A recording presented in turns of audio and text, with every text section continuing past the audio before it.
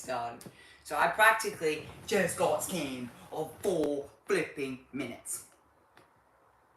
The session started early. It flipping started early. The session started early. Oh my god, bro! I'm about to crash out, bro. I'm not even trolling. I'm about to. That is not even funny, bro. The session started a minute ago. Oh, that is so annoying. I just got bloody scammed. Anyway, here we are at Melbourne this weekend. I'm gonna try and get as much streaming done as possible within the next couple of days. Now, it's only today and tomorrow that I'm going to be streaming the Formula 1 Grand Prix. But you never know. You never know. You never know. I might stream on Saturday.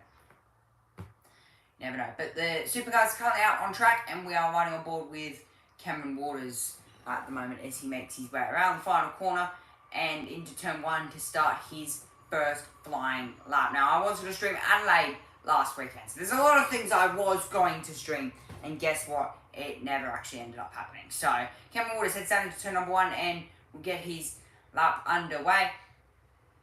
He went back-to-back last time out in Sydney and done a pretty good job at it, to be honest.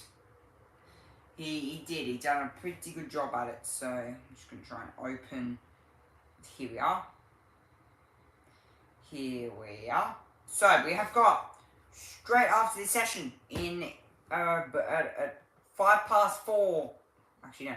In 45 minutes after this session, it is going to be Porsche Carrera Cup. So, I'm going to be streaming right up until 6:30 tonight. So, yeah, for the next 3 hours, I'm going to be streaming. So, make sure you stay locked right here.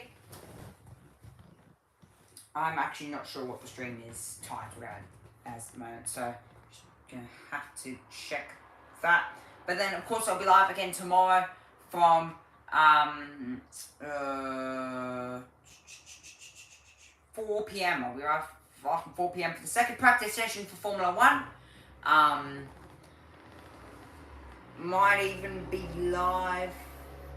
No, I'll probably be live from 4 p.m. But yeah, Cameron Waters gets his lap on the way in his personal best, the first and second sector. He just dips the tyre out in the gravel down there as you head into turn 10. So coming out the other side of turn 10, just dip the tyre in the gravel out there. But at the moment, Matt Payne has the fastest first sector. Brock Feeney comes in with the fastest second sector. And these indicative times don't look too bad. Cameron Waters goes to the top, 149.242. And Will Brown quickly displaces that with 148.4. And the times are now rolling in. Brock Feeney moves up, Mostard moves up, and it is currently Brock Feeney, Mostard, Brown, Ryan Wood, Cameron Waters, Matt Payne. Kai Allen moves up to 4th with a good lap there. But of course, it's only the early days. Matt Payne, 48.0 to move to first on the top of the timing sheets there with just under 10 minutes to go. Anton De Pasquale moves up to 7th. David Reynolds moves up to 9th. Bryce Fullwood moves up to 9th as well. Andre Heimgartner also pops up into 10th. Jackson Evans up there in 6th. LeBrock up there in 3rd, Murray up there in 4th, and Kostecki in the gravel in the Chevrolet Power car. He's beached in the gravel down there. That looks as if it's down at turn 1. That definitely looks as if it's down there at turn 1, and the red flag has been deployed.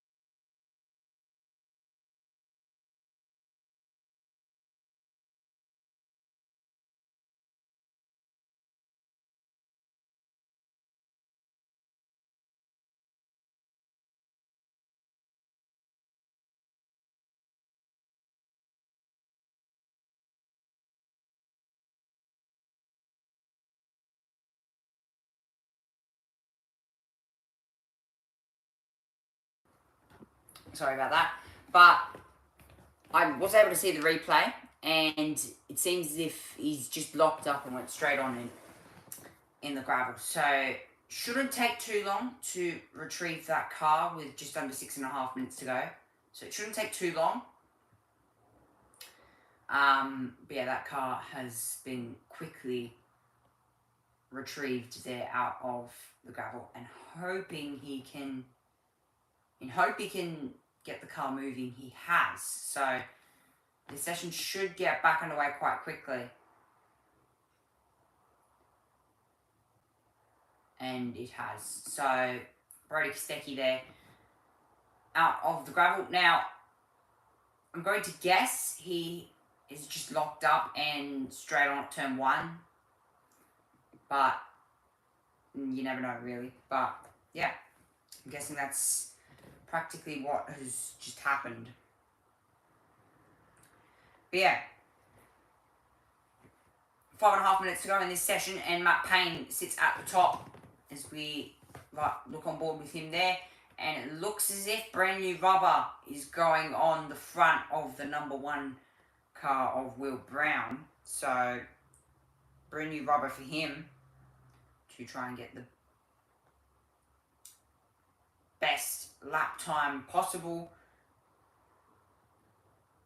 which is going to be really important here, because with 5 minutes to go, it takes just under 2 minutes to do a lap time around this circuit, and if you mess it up, it can bite hard. And bite hard it will. I'm going to be streaming most Formula 1 rounds here. So next weekend, make sure you stay tuned. I'm going to be streaming most of them. They won't be live, but I will try and stream 90% of them as well. But yeah, I'll be live. Not over the weekend. I'll try and be live as much as possible over the weekend. I'm probably going to record a video this weekend as well. But yeah, just see what happens.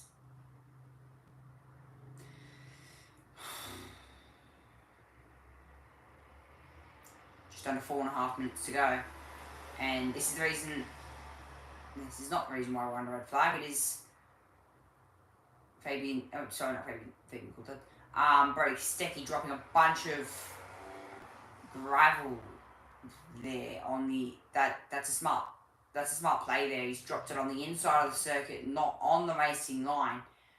All the leaves and junk and dust is, because when you, in terms of building a circuit like this, it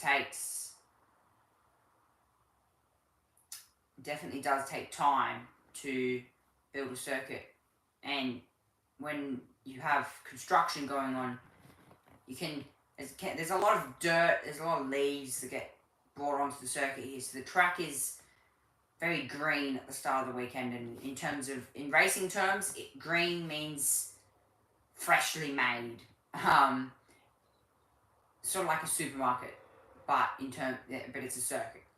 Bryce forward with that looks to be a signed Shaw livery on that car, just from what I was looking at there. But 2 qualifying sessions still to come.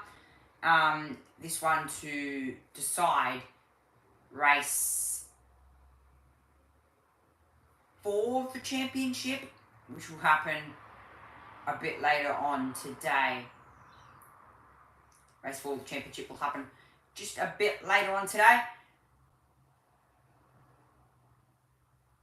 As you can see there, we have one of the Penrite cars that is in the F3 pit lane. So that's strange. I don't know what that car's doing. I think that's the Matt Payne. That is Matt Payne. So Matt Payne is the only one not actually out on the circuit here. So he is confident enough the track evolution won't bite, more or less. So he's confident that track evolution won't be a thing. So he's hoping that the track doesn't quicken up at all throughout the next minute and 50 seconds he's hoping that doesn't happen. That's his hopes. But Cameron Waters, championship leader at the moment, and he has been since race 1 in Sydney just a couple of weeks ago. And he's got that rubber nice and warm, so now he'll be heading off to his lap here, and he makes his way down into turn 1. Gets his lap underway. So with Thomas Randall and the 2 Red Bull cars, Brock Feeney and Will Brown. Complexity of this circuit is beyond any sort of complexity. It's not like you'd see in Bathurst, but in terms of braking, it's got a high braking level for, especially for a supercar like this size. Definitely got a high brake rating. But when I see everybody getting their laps underway here, and most of the field, all the field is out on the track except Matt Payne. So he's happy. He's happy with his time. 1 minute 48.009. 2 puts him at the top. But Will Brown, the thing that he didn't want happened. Will Brown has gone fastest to the first sector out of anybody, and it's by hefty chunk. It's by 3/10. Will Brown has gone to Will Brown at the moment. He's indeedly looking to go to the top. Cameron Ward is about 3/10 off in that first and second sector. Will Brown, last year's champion, at the moment looking to go fastest here as he makes his way down for the apex of turn 11. This is turn 10. Out the other side, using as much of the ripple strip as possible. Don't try and get all 4 wheels over the painted white line. Gets it, brakes for the hairpin. Hit the apex. Come out the other side. Keep the car straight. Don't let it slide on you. Will Brown fastest to the first sector. Thomas Randall, he's not too far off Matt Payne here. This is going to be close. Thomas Randall lost a bit of time in that last sector, but Will Brown goes to the top. 147.7. That is indicative pole. Brock Feeney, though, he's going to be close. He goes to the top by 1,000th. Brock Feeney, 147.7. LeBrock here, he's also on a good time. Ryan Wood goes 8th here. What can LeBrock do here? He's on a good time. Cameron Hill, he's not the fastest to the second sector. LeBrock, he's going to be on a good time, though. Di Pasquale goes... Where did Di Pasquale go? He's gone to 5th. LeBrock goes to 3rd, so that's a good time. He's only a 10th off Feeney. He's done a 147.8. Can Hill improve in this last sector? He's currently 22nd. He's had a year so far in Supercars. Hill, can he improve on this last time? Runs to the line. What's this lap going to be? It's not going to be enough. 47.7. It's separated by 3,000. Kostecki goes to 5th. Only 2/10 off. 47.9 for Kostecki. He's gone to 5th. Matt Payne has dropped to 6th. So he was happy with that time, and Track Evolution bit him at the wrong time. Replay. Ooh, that was Cameron Hill coming out of that fast right-hander, and he's actually had quite heavy contact with the wall. So he's just got out in the weeds, and he's had quite heavy contact. That's before he hit that fast chicane. And this is Nick Perk. Oh, that's front left. So he's just had a bit of a front left lock-up, and has just gone. He's actually able to be. He was actually able to hit that chicane quite nicely, so it wasn't too bad. It wasn't too much of a mistake either.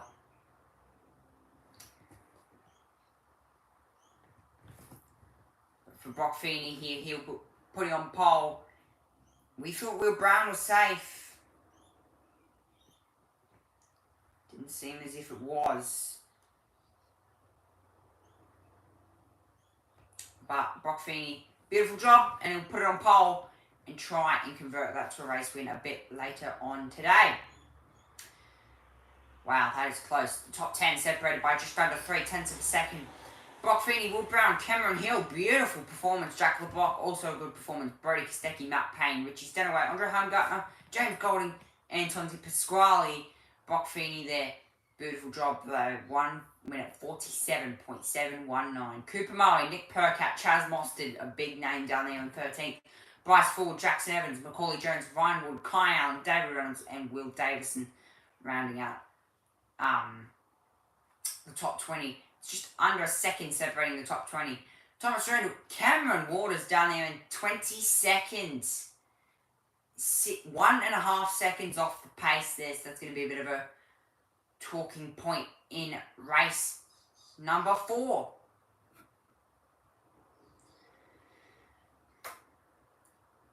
Brock Feeney there debriefing with his engineer. Good luck there to put it on pole, and he's probably just thinking, I want to do that again. Only if it was that simple. To be honest, I don't think it is that simple. But not a bad lap there from Brock Feeney. He's put it on pole.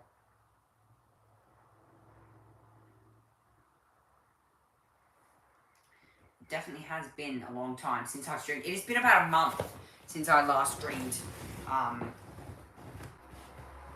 It's been about a month. So, qualifying for race 5, just under 5 minutes away here. So, yeah. But yeah, it's been about a month since I streamed. And the last time I streamed, it was, yeah, it was bloody a month ago. Let's take a listen to on Brock Feeney's lap here. Turn up the sound.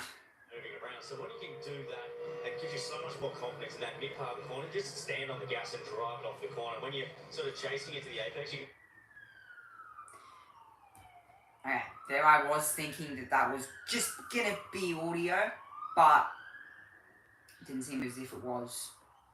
They don't brake as late. The Red Bull cars don't brake as late as, say, the Cam Waters car does, for example, but they carry a lot of mid-corner speed and they get off the corner very nicely. And talking to most of the drivers in practice, they were saying if you brake too late and too deep into the corner, the rear of the car's way too unstable and then it's messy on the way to the corner and you can't get off the corner. So they just played to their strength. They just haven't overdriven the entry, kept the mid-corner speed up, and then got really good exits. And, I mean, you look on the flip side, a car that generally always brakes late, which is a Tickford car, Cam Waters 22nd, Thomas Randall 21st. So they've got a bit of work to do. Yeah, and the straights are so long here, Jess, and so getting that clean, throttle as early as possible, you make up time the whole way down the straight. If you're hustling getting in, you're late to the throttle and you cost yourself time all the way down the straight. So, good point there. Yeah, you just look at Brock's hands. I mean, yeah, he's a little bit busy, probably slightly busier than you'd want, but for this stage of the weekend, he's not working overly hard to get the lap time out of the car. And we talked about the 25 tyre, the new Dunlop soft tyre at Sydney Motorsport Park, that you have to drive right up to the limit and stay just under it. Don't go over the limit of the tyre. And if you watch Brock's hands, pretty much everywhere, very slow and deliberate on all the turn-ins. Not too late on the brakes. Even here, just turn it in nice and gently. And that's what you've got to do this time. I'd love to have that thing. That thing looks magic inside. But it's, and when you're sort of not putting in that work, you're not working the tyre hard, you're not burning the tyre's going to last longer. So it's just win, win, win, win. Yeah, a great deal of finesse for Brock Feeney, and one of the pertinent questions coming into the weekend was how would he bounce back after some of the disappointment that he encountered at Sydney Motorsport Park. Well, there's part one of the answer. He is getting on with the job, and a big opportunity this afternoon for him to make up some of the points deficit that he has to Cameron Waters, who's leading the championship. He has a 60-point gap on Will Brown, who did a brilliant job to put it on the front row of the grid for this afternoon. You said it, Gartana, if a red flag comes out, you don't want to be in a position where you have to go out and be up against the clock to get a lap in. Well, the red flag did come out. Brody Kostecki was in the gravel, hit fence, no damage on that car, and he pulled another one out of the fire. He'll start in position 5 for this afternoon's race. Talk about living on the edge, though. The boy can do it. Well, he under pressure, he delivered, Brody, because really right about this moment right now, he's thinking qualifying for this race is in a whole world of hurt. And so he stayed calm, obviously didn't damage the car here. Getting beached and dragging the red flag out is not ideal because he lost the lap time that he had at that point. That's the rules. But if he got back to pit lane, grabbed another set of tyres and lay one down, you can start fifth, and that's what he did. So being able to do that under pressure, a little bit ruffled because you've made a mistake, to go out and do that just shows why he's a champion, why he's a Bathurst winner, why he is one of the real gun drivers down category. No doubt everyone really appreciated all that gravel on the racetrack too after he got it out and shook it out. Look at all that junk. But he went on with it, and the pressure will be now on him to try and replicate that performance and perhaps potentially move that car up a little further for the race tomorrow. One of the other pertinent questions for the weekend coming in was, could this man continue his dominance after an incredible performance at Sydney? The answer to that is no. Saw him tap the fence there, but he'll start at the back of the grid this afternoon. Are you a little surprised that they don't have a little bit more pace? Yeah, look, I thought they would have come in this weekend with a lot more pace. The car obviously it is really lively through that section. Yes, it is just flat on a new set of tyres. So obviously that thing's got a little bit of push in it. And Cam, being as ruthless as he is, hasn't lifted and has just pushed wide and he's grabbed some grass and kissed the wall. Then that would have brought all dirt onto the track. Thomas would have seen that in front of him, so he probably would have lifted. So it's done the both, really. So they both have suffered because of that. But Cam, I'm going to be starting around near you this afternoon, so we're going to have to play together nicely and head back through the field. Yeah, look out. I mean, the fact that the Tickford cars are there or thereabouts within each other, does that actually tell you that that's where that car is? That's where they're at. I mean, we saw it going into qualifying that they were 11th and 12th at the end of practice too, and we sort of felt that's the Tickford speed at the end of practice, and clearly 21st for Thomas Randall, 22nd for Cam Waters on screen. That's where they're at. I mean, Cam made a mistake. You only make a mistake. A driver like Cam, after the weekend he had in Sydney, only makes a mistake when they're driving the car harder than it needs to go. And that's why he made a mistake, because he was having to carry the car, trying to go fast. I mean, you mentioned, JC, it's borderline flat. So just listening, you see him winding the lock in, pulling gears, winding the lock in, and it just doesn't respond, doesn't turn. And so he didn't lift out of the throttle. He was committed to the cause. He was going to stay flat. The car just didn't do what he needed it to do. Yeah, so it is really quite tricky through there, and as you're getting in, and it feels like we spoke about with that new tyre, once it does break, typically if you can get a bit of understeer, you open the steering a little bit, reattach it, and then you can wind more lock on, but with the tyre the way it is, the way the surgeon is, once it's gone, it's gone. So pushed him wide, he got the wall, and dragged some stuff on for Thomas coming around behind him. How does he improve in this session? What do you do? Staying off that wall there would be a little bit. Right, But through that as well, sometimes when it's the cars like that, an earlier lift is better. So the earlier he gets out of the throttle coming through that turn 8, then he can commit to the throttle and drive through there. Whereas if he's carrying throttle through and it builds understeer and it's a late lift, it results in that. So he will adjust what he does. Let's see if Cameron Waters can bring... Qualifying for race 4 here at the MSS Melbourne Security 400 here this week, and it is now time for race 5. We're going to decide the grid for Saturday's race. Yes, Saturday's race. Here, so deciding about grid for race number 5, which will be happening for Friday. Race 5, and then that will go on from race 6 and 7. So, not too bad, but yeah, not a bad lap for Brock Finney to put it on pole. And you heard there Jess explaining, you heard Garth especially explaining, put too much brake pressure on, the car just wants to slide sideways on you, and you don't want that to happen mid-corner. Mid-corner oversteer can also be a thing around here, but 15 minutes in this session, you need to get a good banker in for this lap, just in case there is a red flag, which there's definitely always a chance for it. Definitely always a chance for a red flag around here. We have seen that before, and we saw it in qualifying 4 just a few moments ago with Brody Kostecki.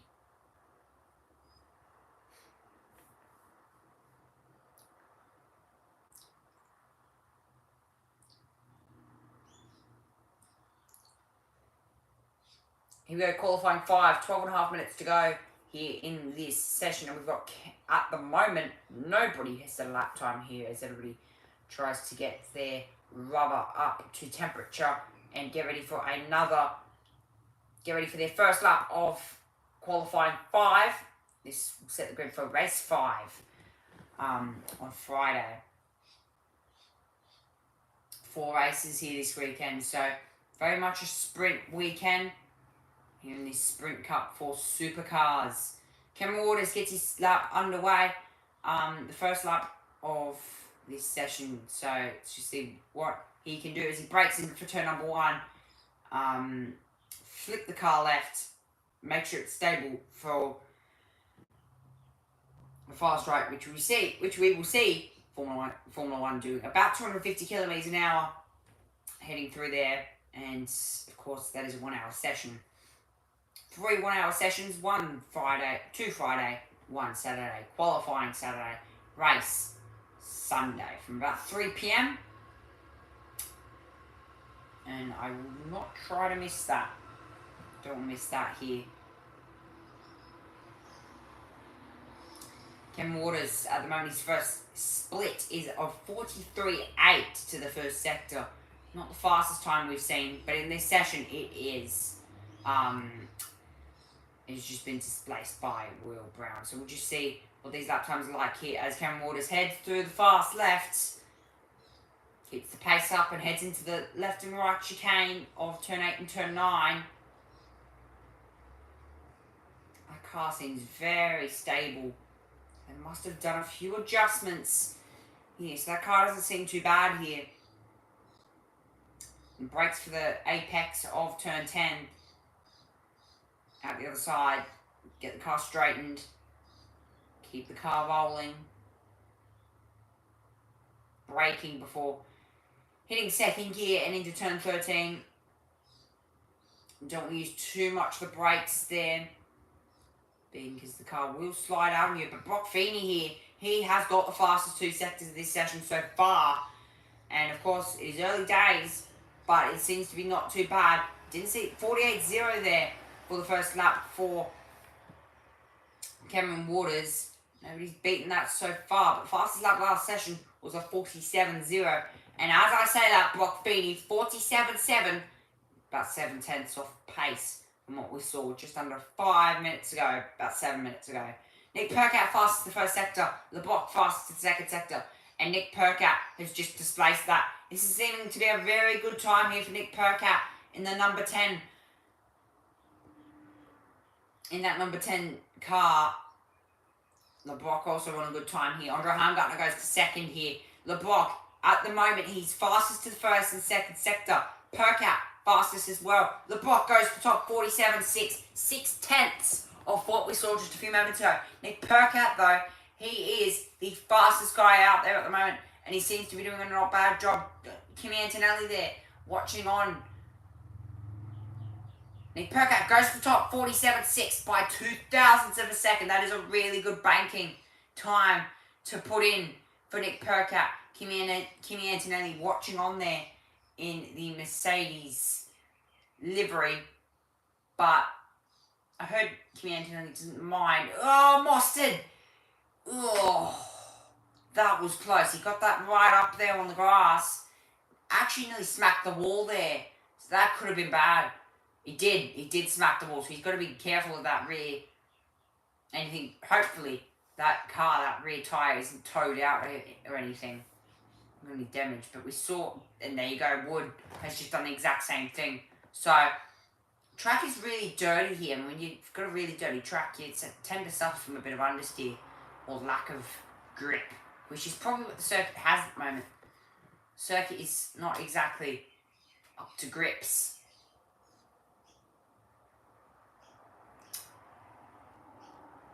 Just got to be careful of that as well. Nick Percat, though, fastest lap of the session so far, 47.6 with 7 minutes to go. People coming in here, getting on brand new tyres, but Will Davison at the moment, personal best of the first sector.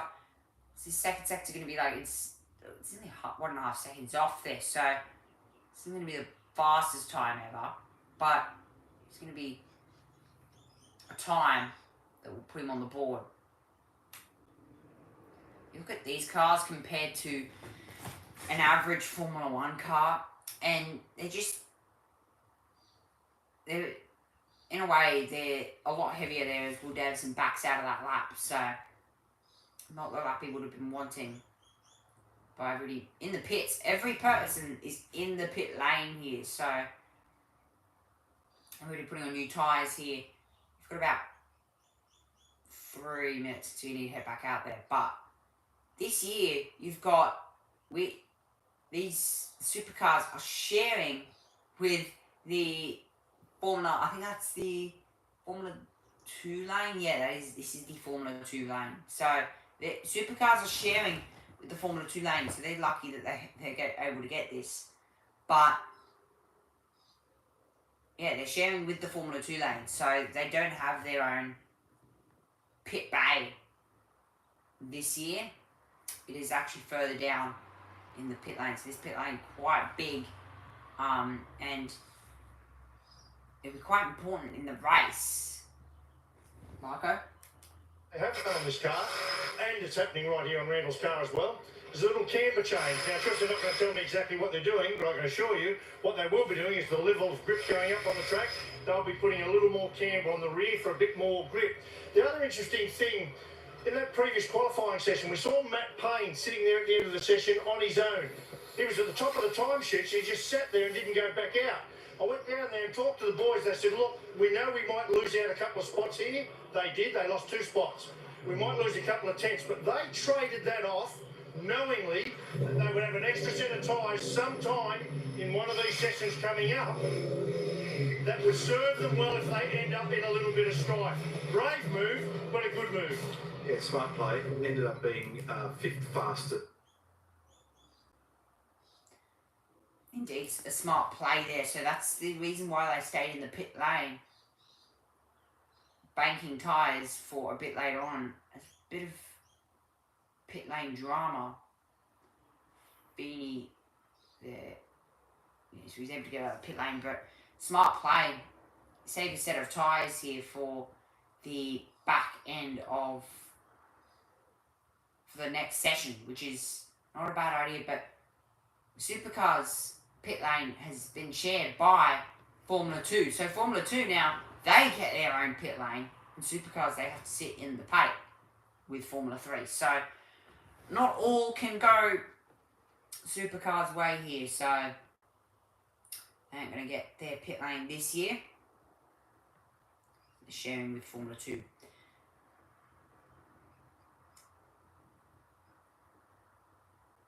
Cars heading back on the track here. So 4.5 minutes to go, and brand new tyres bolted onto these cars, and we're about to see some quick lap times here in the back end of this session, which is not going to be bad at all. I'm going to try and get as much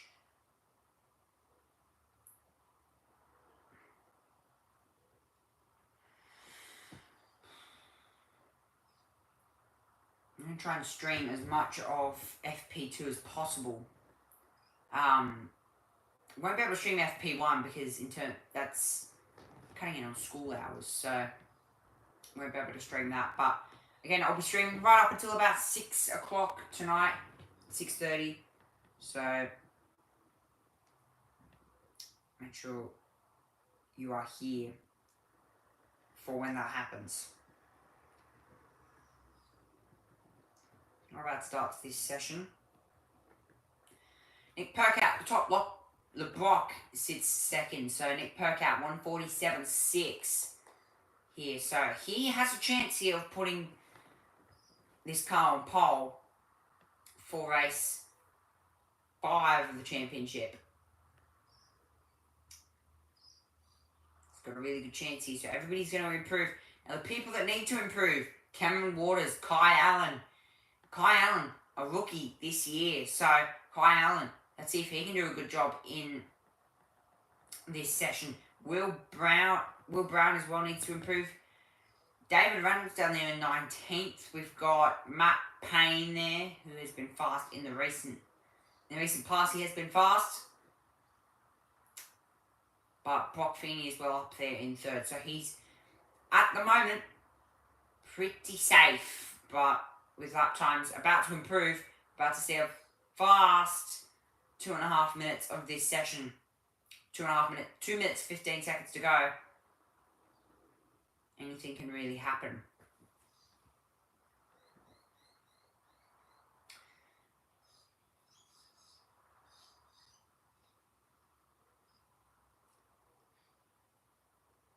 Chaz Mostert out on a lap at the moment and about to get his first sector split. No, so he's moved over. So he's not on a lap. So he's doing a double formation lap here. So he's giving himself that one blasted opportunity as Kimi Antonelli also watching on there in the Mercedes AMG pit lane for Formula 1. Their first practice session tomorrow. Formula 1 first practice session here tomorrow. Cameron Waters, he's fastest to the first sector at the moment, and he's fastest by nearly 3/10. This is not going to be a bad lap if he can stitch it together and not make a mistake here. The track is, grip levels are going up here, so the track is getting faster and faster, and these lap times might just improve. Percat, 1:47.6. He's going to improve in that first sector. He has improved to that first sector. He's quick. Cameron Waters, he's going to go to the top at this point. He has by 10th. Cameron Waters, 47.4. It was a good banker for Percat, but he's gone purple and red to the second sector, so he's not the fastest, but he's about just under a 10th off Waters, so it's not a bad time. Those numbers. Brown goes to the top, 47.4. By less than a thousandth over Waters. Kostecki also on a good lap, who ended up in the gravel in that last section. He's backfiring. Feeney goes to the top, 47.4. Watch out for Kostecki. Watch out for Cameron Hill as well. He's probably going to improve in that second sector. Kostecki goes to 5th. Not exactly where he wants that car. He's been off-settled. Percat goes back to 2nd. Hill goes to 2nd. He's at the moment on the front row, Cameron Hill. Beautiful job so far. We've got the timing screens lighting up here. Di Pasquale down there. We've also got David Reynolds. Golding goes to 11th. He moves up 7 spots. Stanaway up into 6th. 4/10 off the pace. 47.5. That puts him 6th. Heimgartner also looks to move up as well. 4th for Andre Heimgartner, 47.3. Cameron Hill at the moment looks to be on the front row of the grid, but there's going to be other times possibly coming through between that top 3. Are they safe? Quite possibly David Reynolds stays 21st. Not the best performance we've seen from him so far. David Reynolds moves up 4 spots into 18th. Chaz Mostert in 23rd. Personal best in the first and second sector. This is a big name down there in 2030. Starting 11th in the next race. So track evolution, grip, come up in that last session. And now he's taking advantage of it this session. And he's left it to the very last minute. Now these times, from what I'm looking at here, doesn't seem to be too bad. He is on to improve on this lap, but there's traffic in front of him. He's got to be careful here. That is Bryce Forward in front of him. Comes out of the final corner. He's got a good run out of the final corner. Thomas Randall as well. Is he going to improve? Mostert moves only to 15th. So those numbers in that first and second sector were on to put him in the top 5. He lost a lot of time. And that is quite possibly because of the dirty air in front of another car. And that grip has not come to him in that back end of the session. And this is why Davison didn't improve. So he's lost about 3/10 in that fast right-hander. People are struggling with understeer. The best have done it, especially Will Davison as well. So he's struggling with understeer. People struggling to keep it off the grass down there. But Brock Feeney, boy, you are quick. He's gone back-to-back, 2 in a row, and he puts his fingers up 2 in a row there for Brock Feeney. He's not lacking pace at all. Cameron Hill on the front row of the grid. Good job, young man. 1:47.3. Puts in 2nd. Nick Percat, Andre Heimgartner, Will Brown, Cameron Waters, Richie Stenaway, Jack LeBrock up there in 8th. Good job. Brody Kostecki, Ryan Wood as well. Also a good job. Former V8 Super U champion. And has been in this category now for about a year. But not a bad job. Brock Feeney goes back-to-back.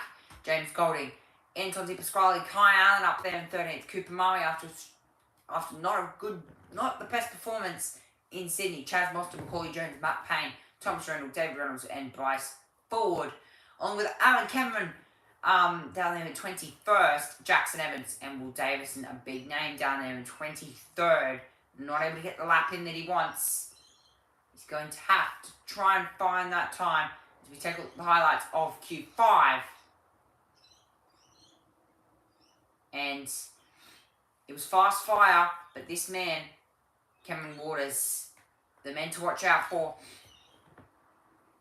He ended up qualifying not too bad. He's starting 6th in this in race 5, which will be coming up tomorrow. Jack LeBlanc, though, as well, he's up there in 8th. Nick Percat, astonishing time in that first part of the session. Everybody else, though, they came back in, put on new rubber, and they continue to improve. Chaz Mostert with a smack with the wall there and sliding sideways. Many other people done that. Ryan Wood also did it. We also found Will Davison doing it. So there's not a Chaz Mostert, Will Davison, and Nick Percat all doing it, all in one part of the circuit. Also along with Ryan Wood. So a lot of people experienced in this category making mistakes. But Brock Feeney, he's the man to beat in qualifying 2 poles in a row. He'll be starting from the front row a bit. Big play.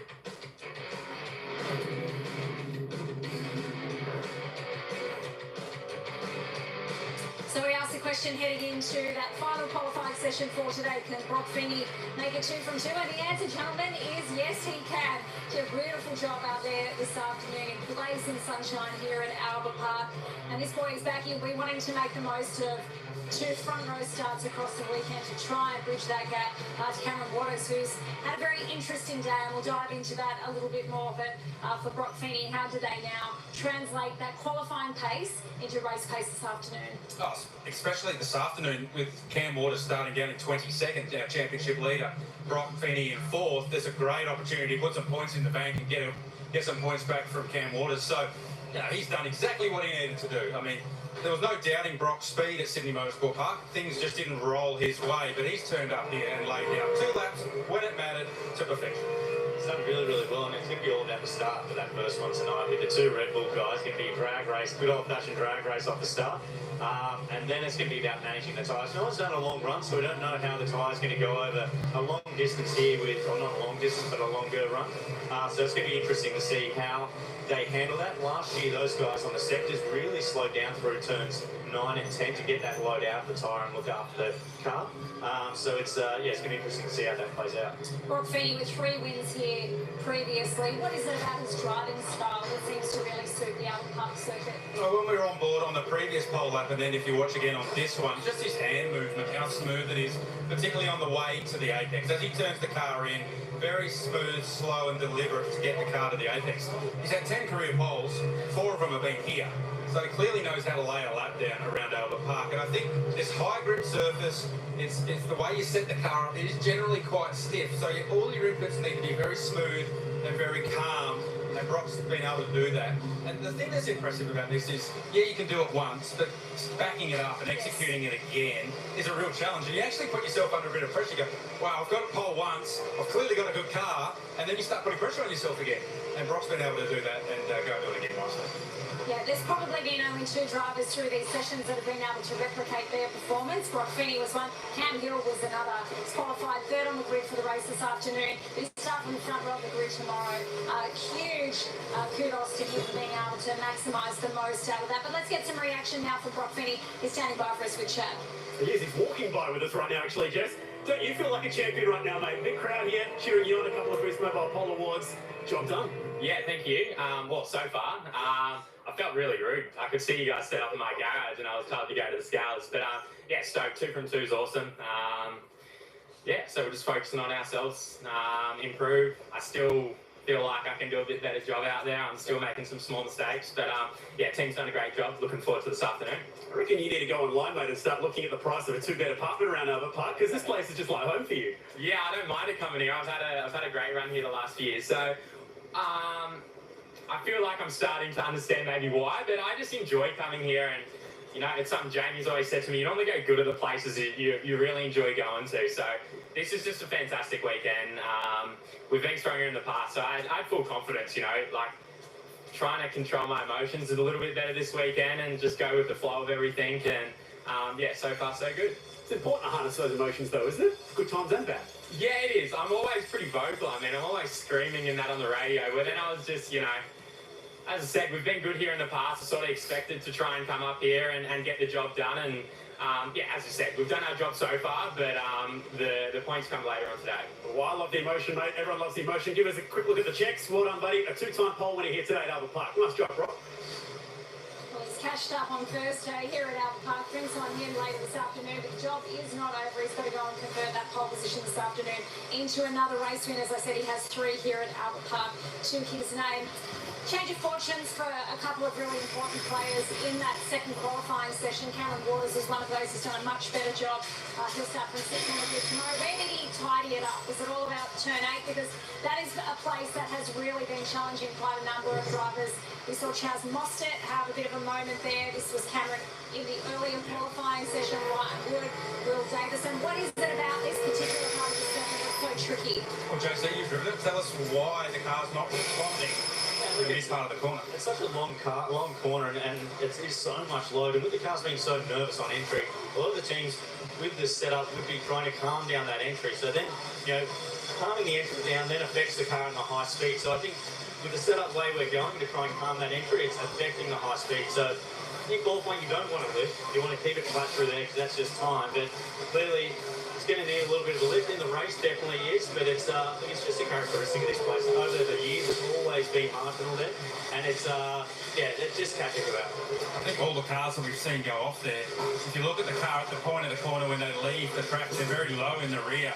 So dynamically, a lot of the weight's over the rear of the car, and you can see the driver's got to hit the steering lock in, and nothing's happening. So yeah, I think setup-wise, if you look at all those cars, there's a pretty similar characteristic, very low rear right.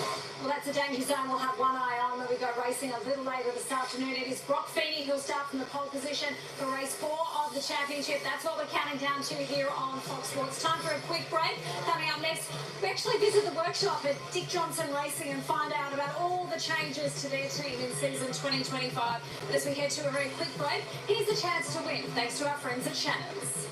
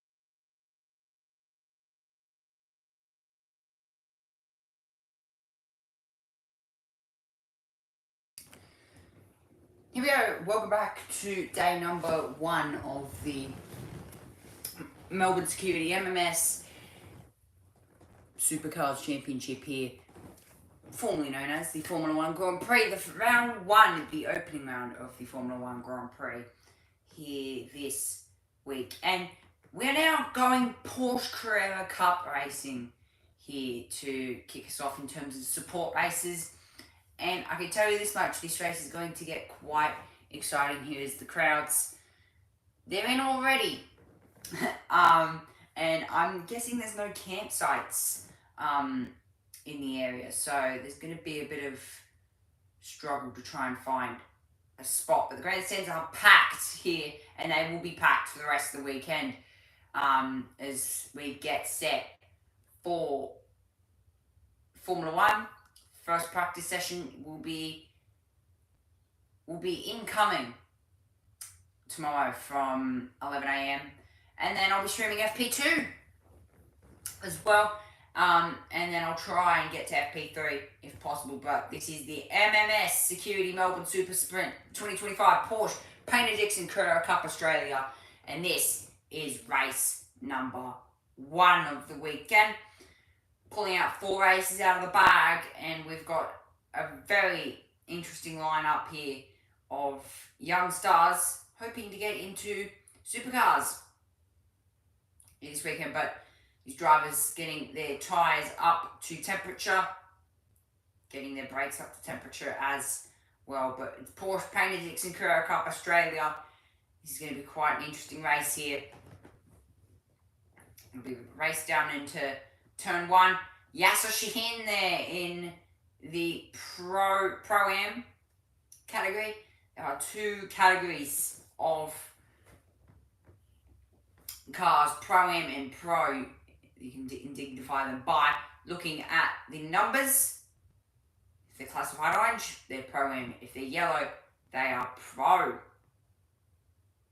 So there's a few Pro-Am drivers down the back there. Actually, far down the back of the field. A few Pro-Am drivers down the back, probably wanting to make their way up. But Yasser Shahin, quite dominant last time out in Sydney.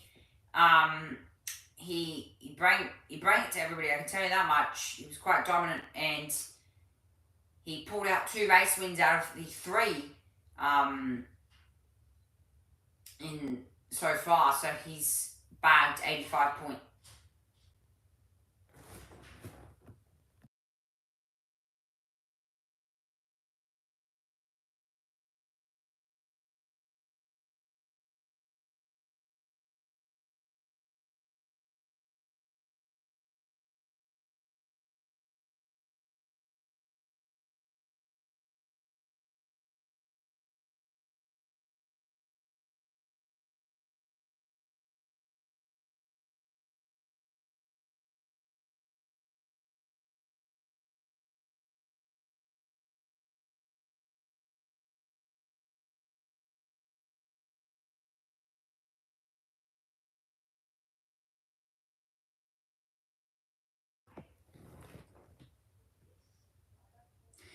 '11th and 12th on the grid, Grant Glenwood, David Russell, Marcus Flax, Sham Shahin, Tom McLennan, Lockie Bloxham down there on row 8, Dean Cook, Brett Bolton, and Mark Sini.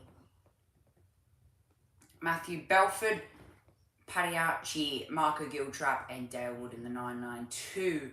Connected spaces in that Porsche there.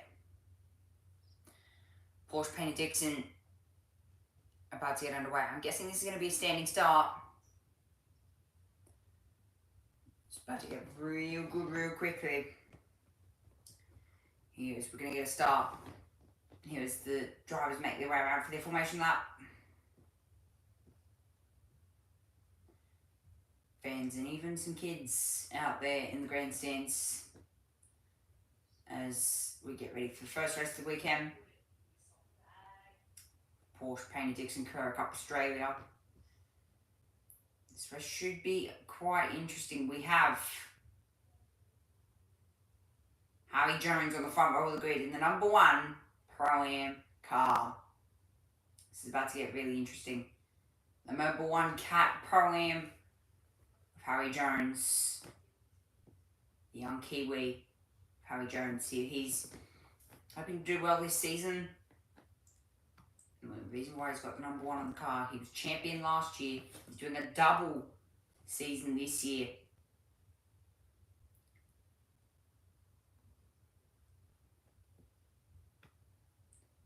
The thing is, can he go back to back? Let's get race 1 underway. Harry Jones, the title at 4, because this is the first race of the weekend. So the first time that any car will have lined up on this grid here. So there's not much grip in terms of grip. There's not much in any side of the road here. So just gonna have to be really cautious of that. Dale Wood down the back of the grid. Watch for him here as he makes his way up the grid. Cars make their way onto the grid. Waiting for those final few cars.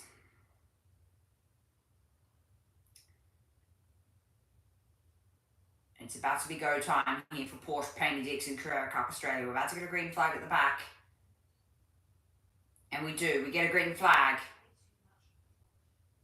Green flag. Porsche, Payne Dixon, Carrera Cup Australia. The lights are on. And here we go. Payne Dixon, Carrera Cup Australia for 2025. And it is go. And Harry Jones with a beautiful start there on the outside roll of the grid, on the dirty side. And it seems as if that inside is the dirty one. Harry Jones gets into turn 1 quite nicely and builds a margin already as cars sliding, coming out of turn 1 there, making a bit of contact. And it's 2 by 2 heading down out of turn 2. Turn 3 now. Can they get themselves sorted out? No. There's a lock up back there. Who is it? Car. I think there's a car around. Seems as if there's there's a puncture for flat spot for one of the, that's Max Vidot. So he's got a massive failure, and that seems as if it is a flat spot there. So not going good for Max Vidot in the 72 Porsche. Not looking good, and there's a bunch of smoke back there. He's going to have to make his way back to the pits before that gets any worse and possibly turns into a massive puncture. But so far, Harry Jones, 3.5 seconds starting this race, is a beautiful start. Meanwhile, for Hall, Jack Hall, he's been assaulted by Walls here.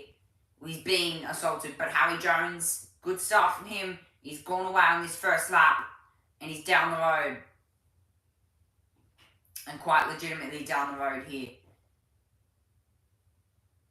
But Hall, he is being just protective here of his position as the 91 of Jetty gets done inside there of that looks to be David Wall. So that's a beautiful dive there. He got it done at the hairpin as the cars make their way through the final corner.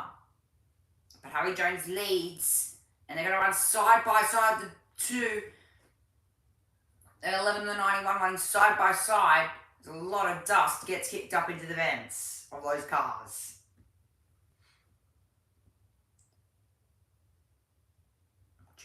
Watching about 25 Porsches running down through turn 2 is not a bad sight at all.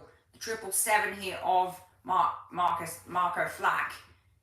He's making his way up the field already here, and he's just in a bit of a battle here with the number 3 of Josh Target and Glenn Wood in the 911 car. So he's in a bit of a battle, but at the moment the whole pack is just sort of bunched up except for Harry Jones, Max Vidot getting off that,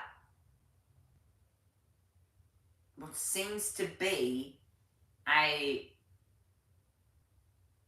panel rubbing on that tyre there that caused that smoke. So there definitely will be a puncture in that tyre, and there is. So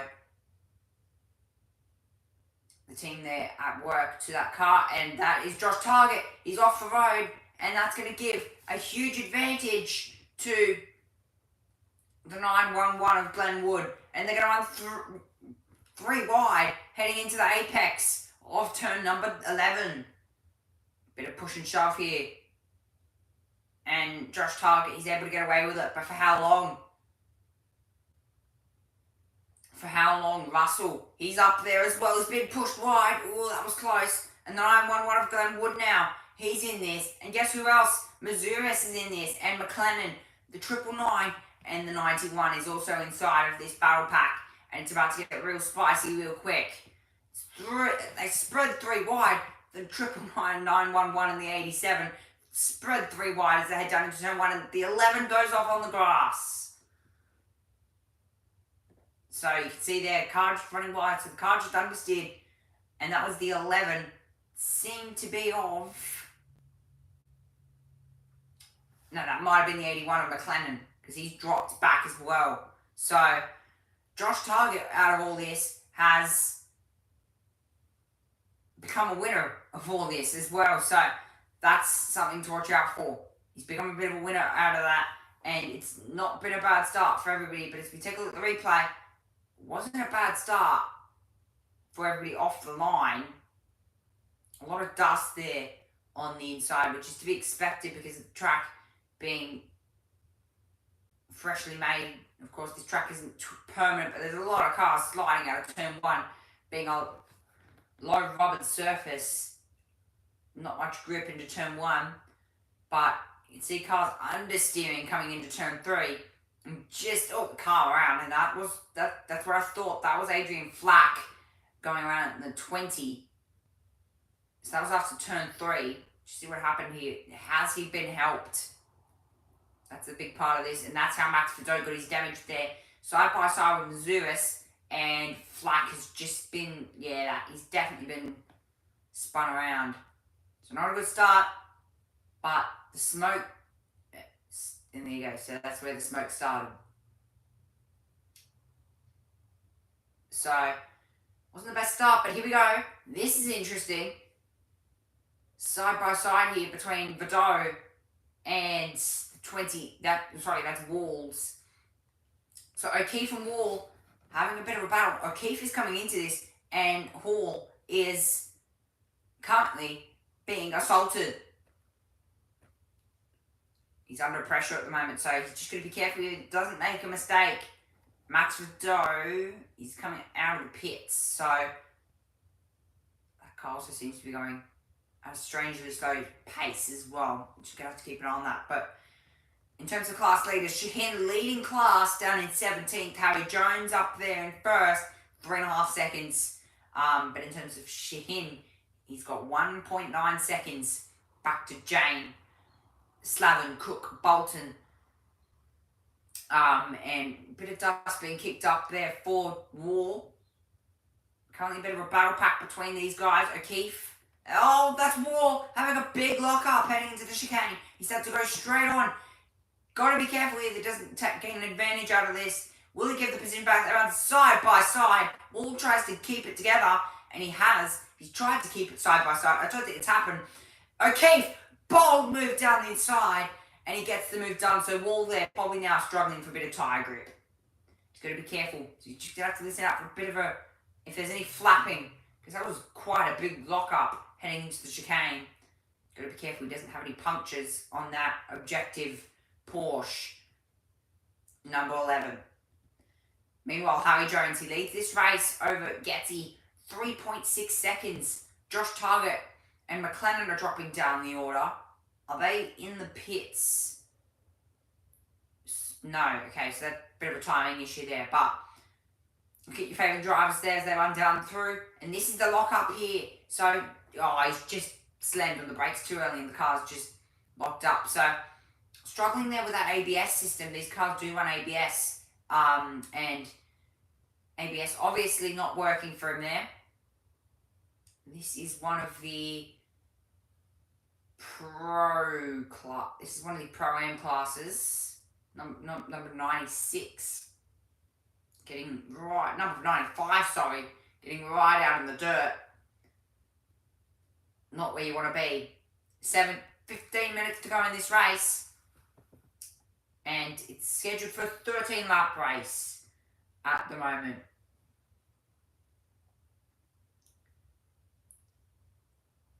These guys still battling here, David Wall and O'Keefe. So O'Keefe was able to get the advantage over Wall there, but now he's going to try and fight back. He's trying to fight back here, and you can tell, but Yeezy in the 91 Porsche has got a bit of pace as well. He's put that margin to 2 seconds, and he's actually closing on Jones here. So it's by a bit of a small margin, but he's closing, and he's under a bit of threat here. So that number 91 Porsche has a bit of pace here in race 1. Pace is exactly what he has, it seems. So not a bad start, but O'Keefe, these guys are locked in combat, and he's got to get him set up here. Wall's got to get O'Keefe set up quite nicely. He's going to set him up through here, and he's going to try and set him up through turn 3, so he has to keep the car straight, and he has. He's got him set up. This is about to be a dive bomb here from Wall.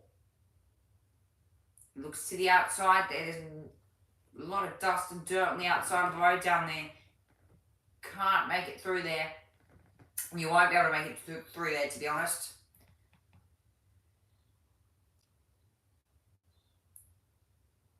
O'Keefe.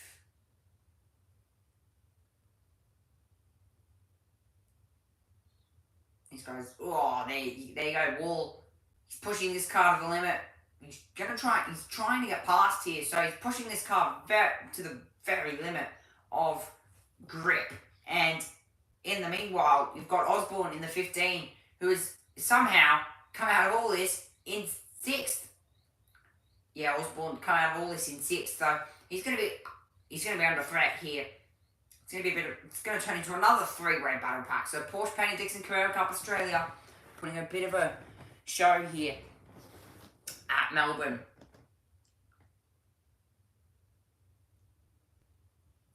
So just under 15 minutes gone in this race, in race 1, and Gritty in a good position to possibly attack Jones. On this lap, he's gained 4/10 on him.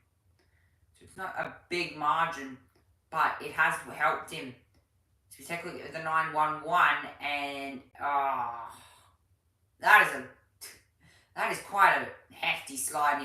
Lucky he hasn't smacked the wall. And as I say that, has he? He has. So he's had a bit of a tiniest bump you could possibly get coming out of there. This is Angelo Mazuris looking down the inside of McLennan. They can ride side by side into turn 1. No, they won't. Mazuris drops back in behind McLennan. But now, he's going to try and set him up for turn 3. Could get a good run out of turn 2. And set him up here. Here we go. Moves out to the left-hand side. Where most cars here have been running all weekend. And hasn't been able to get it done. So he's been trying to get that run out of turn 2. Oh! Massive hit for Slevin in the 85. He's had major contact with that wall there. And big hit.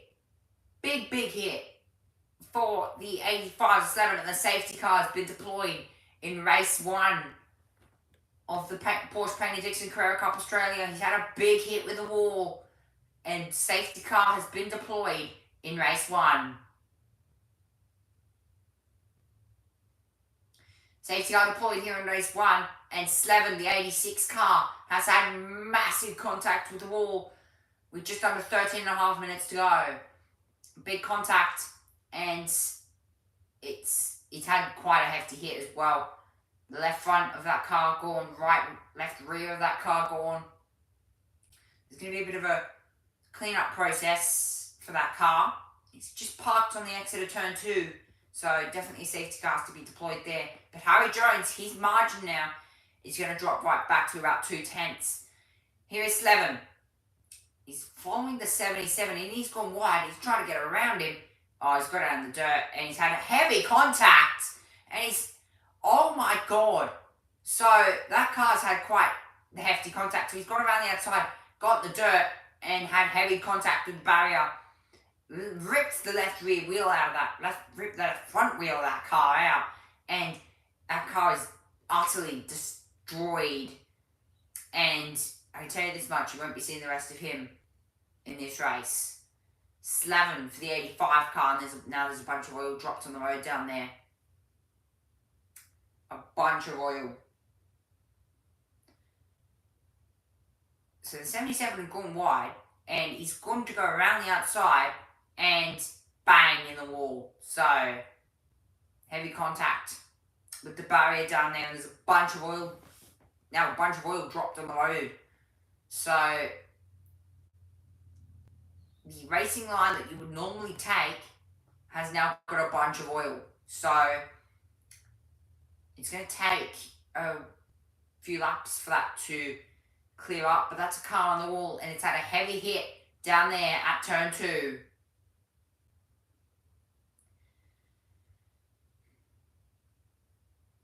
Eleven and a half minutes to go in this race, and we've got Howie Jones, Geety, Hall, O'Keefe, Wall, Osborne, Flack, Summick, Russell, Target, McLennan, Angelo Mazuris, Fitzsimmons, the 992 Adele Wood, Glenwood, Giltrap, Bloxham, and in terms of class, Shahin, Jane, Cook, Bolton, Flack, Jarjo, Belford, Sini, and about 2 other cars at the back of the grid down there. 27 car lineup for Porsche Painter Dixon Carrera Cup Australia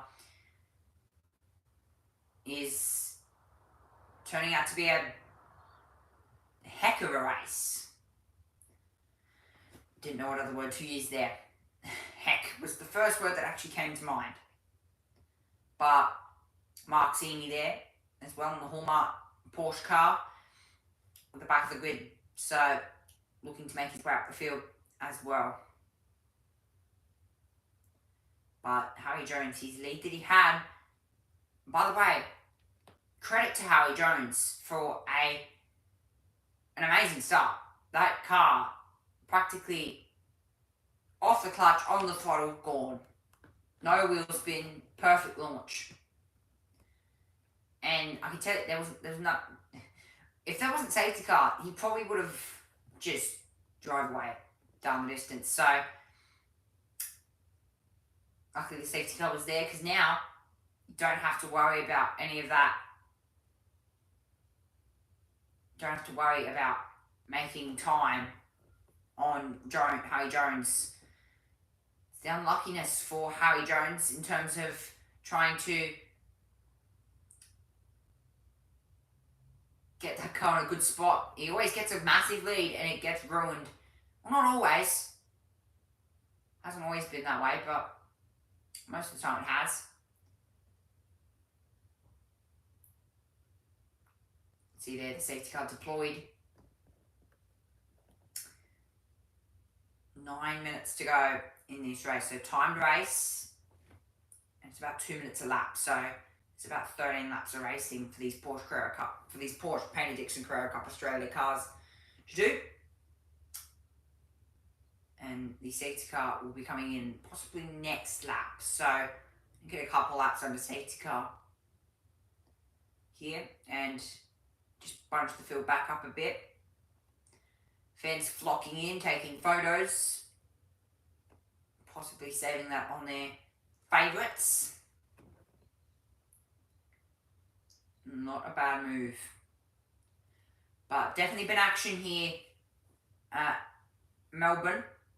We've had Supercars out on track. We are still yet to have Formula 1 free practice 2, free practice 1, which will come up tomorrow. And my bet this year in the constructors, I reckon McLaren will take constructors. Ferrari, I reckon Ferrari also have a good chance as well. Ferrari definitely in for a shot for the constructors, and we saw Andrea Kidney and Antonelli watching on in qualifying.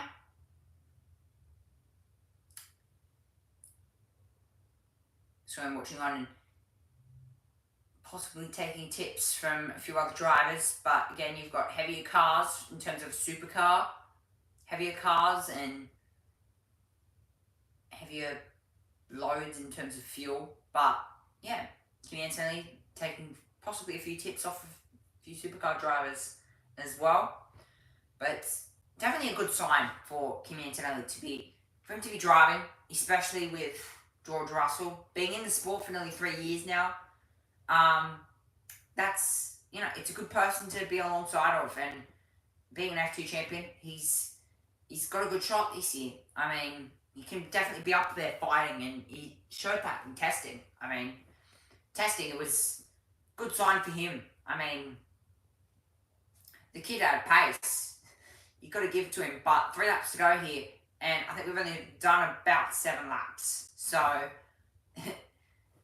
not exactly preferred, but it's going to be about a 9-lap race here for Porsche Paine Dixon Carrera Cup Australia.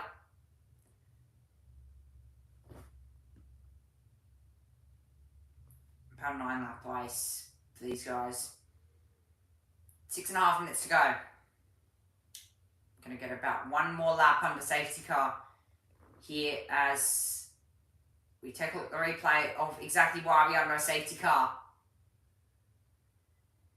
Here we go. So this is the reason exactly why we're under a safety car. We had the 28 of slack in the wall, hard, coming out of turn 1 and turn 2. In the wall, dropped a bunch of oil on the road, and practically smacked with the barrier, and then smacked again with the wall, the concrete wall. And guess who won that battle? The concrete wall. Concrete wall, yeah, mate, it's always going to win a battle. A car, concrete wall, put them together, it's going to be the wall. So, slapping them in the 85 car, put in the wall. But we are now on a safety car here with just under 5.5 minutes to go. And a race ahead of us. Harry Jones leading this race over Geety Hall, O'Keefe, Wall, Osborne, Marcus Flack up there in 7th.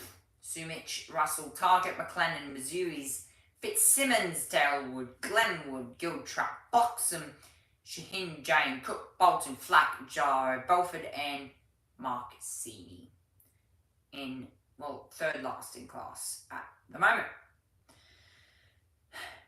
Exciting race, and the safety car lights are now out.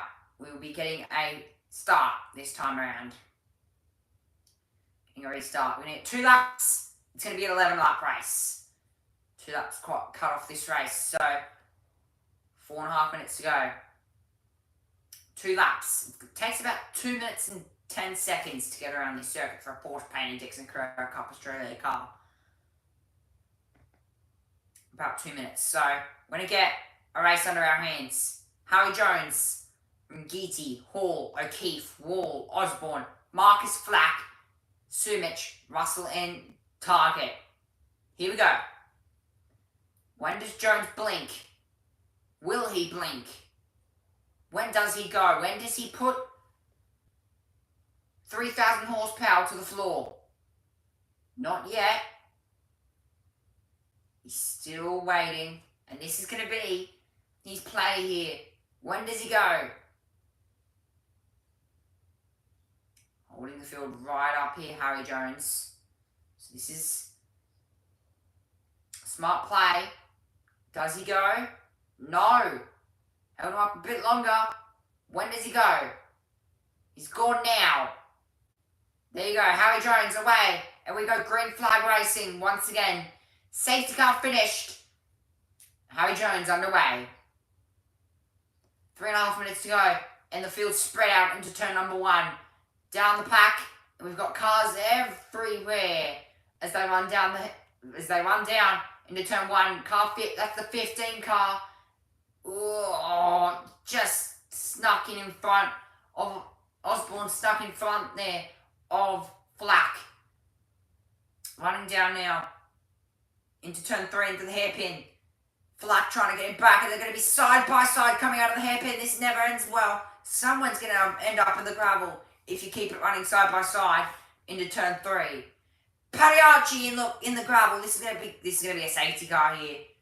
Definitely, most likely, Pagliacci in the wall. Not in the wall, but in the gravel. It's not any better to be in the gravel down there. Definitely not. Will this be a safety car here? So they're going to give him time to try and get out here. But it probably won't last very long. I don't reckon. Do they try there? Yeah. Safety car. And it is going to end the way it started.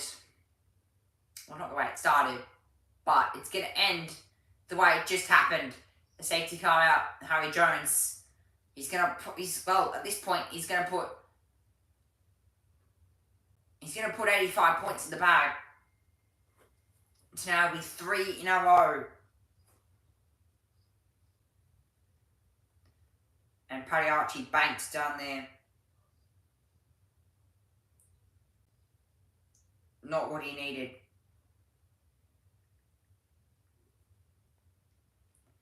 Not what he needed at all. There, but Harry Jones, he is going to come away with this one, I reckon. And he's going to do it in style.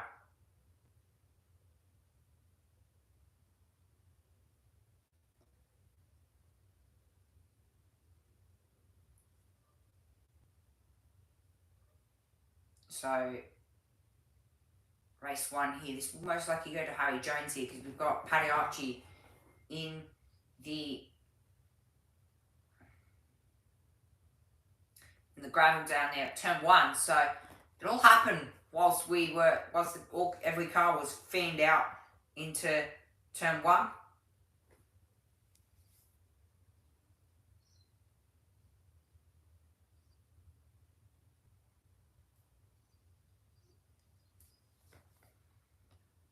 Practically happened as every car fanned out into turn 1, and that's what happened. So, unlucky. So, that's just the back end of that. So, try and get a full replay here, but it seems as if he just locked up and rear's locked up, which is quite weird, because when you've got ABS like that, you wouldn't expect the rear tyres to lock up, but it has happened, and Harry Jones, this man is almost unbeatable.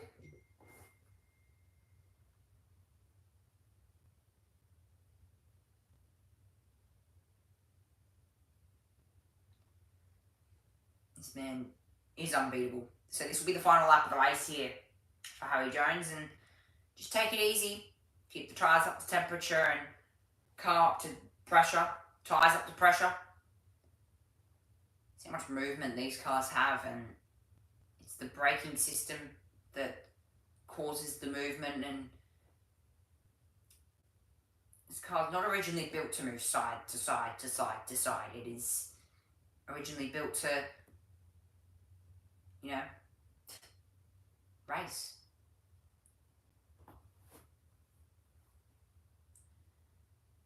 Under safety car here for race number 1, Harry Jones at the moment is in contention to put this thing across the line, and he's probably about to do it in style, to be honest with you, but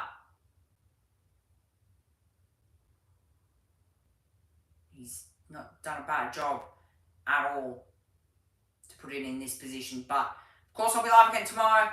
We've still got one more session up, and that is Supercars.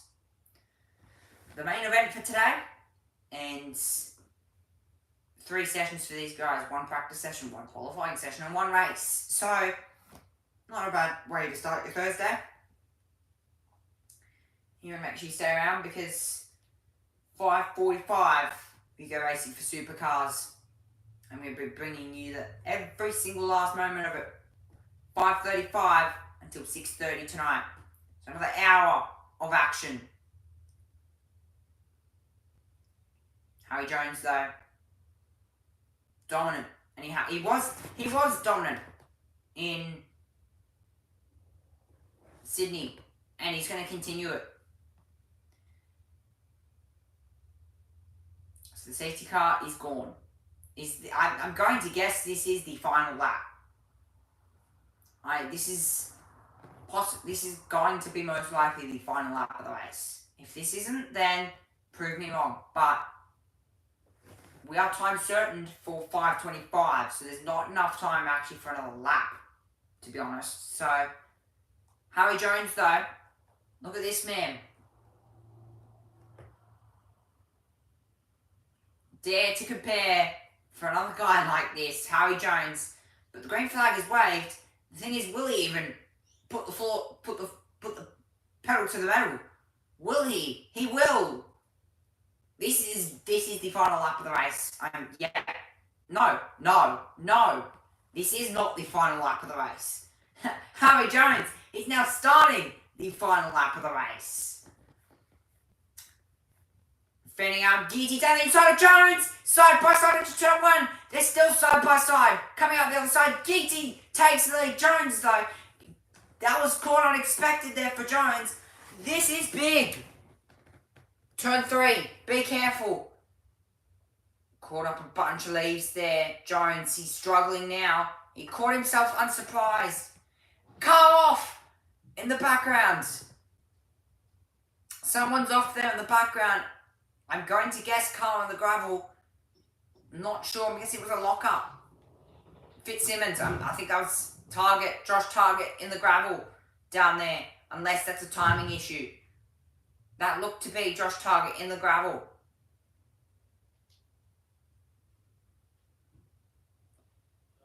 Good start here. So, final lap of this race. Harry Jones here being caught unsurprised. We thought he was at this. I thought. Harry Jones, he just stepped into the gravel coming out of, just before you hit the apex there, he just stepped in the gravel coming out of turn 10. So he's just probably overdriving the car a bit. That was a massive slide for David Wall. Back there, he's just stepped it out in the gravel, but he's able to keep it under control. But he's under pressure here. This has to be the final lap of the race. And guess what? It's not. It is. Sorry, it is. It is the final lap of the race. Checkered flag waves, and GT wins. Race number 1 for Porsche Painter Dixon Courier Cup Australia. Every car fans out before they hit the line, but the 992 car of Glenwood and Dalewood having a bit of a battle as they head over the line, and that is performance to no other for Josh Geety in the 91 Porsche. He's done everything right, to be honest. Couldn't have done anything better. He passed Harry Jones off the line, and this was unexpected. Harry Jones, turn 1, lap 12. He did it. Right around the outside. Harry Jones tried to stick with him before he hit turn 3. It wasn't going to happen. Jones tried to send it back up the inside, and that didn't happen. And from then on, that car around. Oh! How was it for everybody not to actually hit him? Oh! Car around coming out of turn 3. How was it for everybody not to actually hit him there? I'm not actually sure what car that was. That was the number 3 of Target. So that was no timing issue. He had spun around. And how was it for everybody not to hit him? That was the 83 not hitting him. 23 sliding sideways. Oh. Catch my breath. Catch the breath. Harry Jones winning that race. Not Harry Jones. But Harry Jones apparently won that race. Bailey Hall comes second. Dylan O'Keefe, Jackson Walls, Clay Osborne, Marcus Flack. Oh. Out of breath. Hamish Fitzsimmons, Tom McLennan, Marco Giltrap, Dale Wood, Glenwood. Who are you talking to? Stream. Oscar Target. Oh. Paddy Archie, Max Vidot, and Matt Slavin.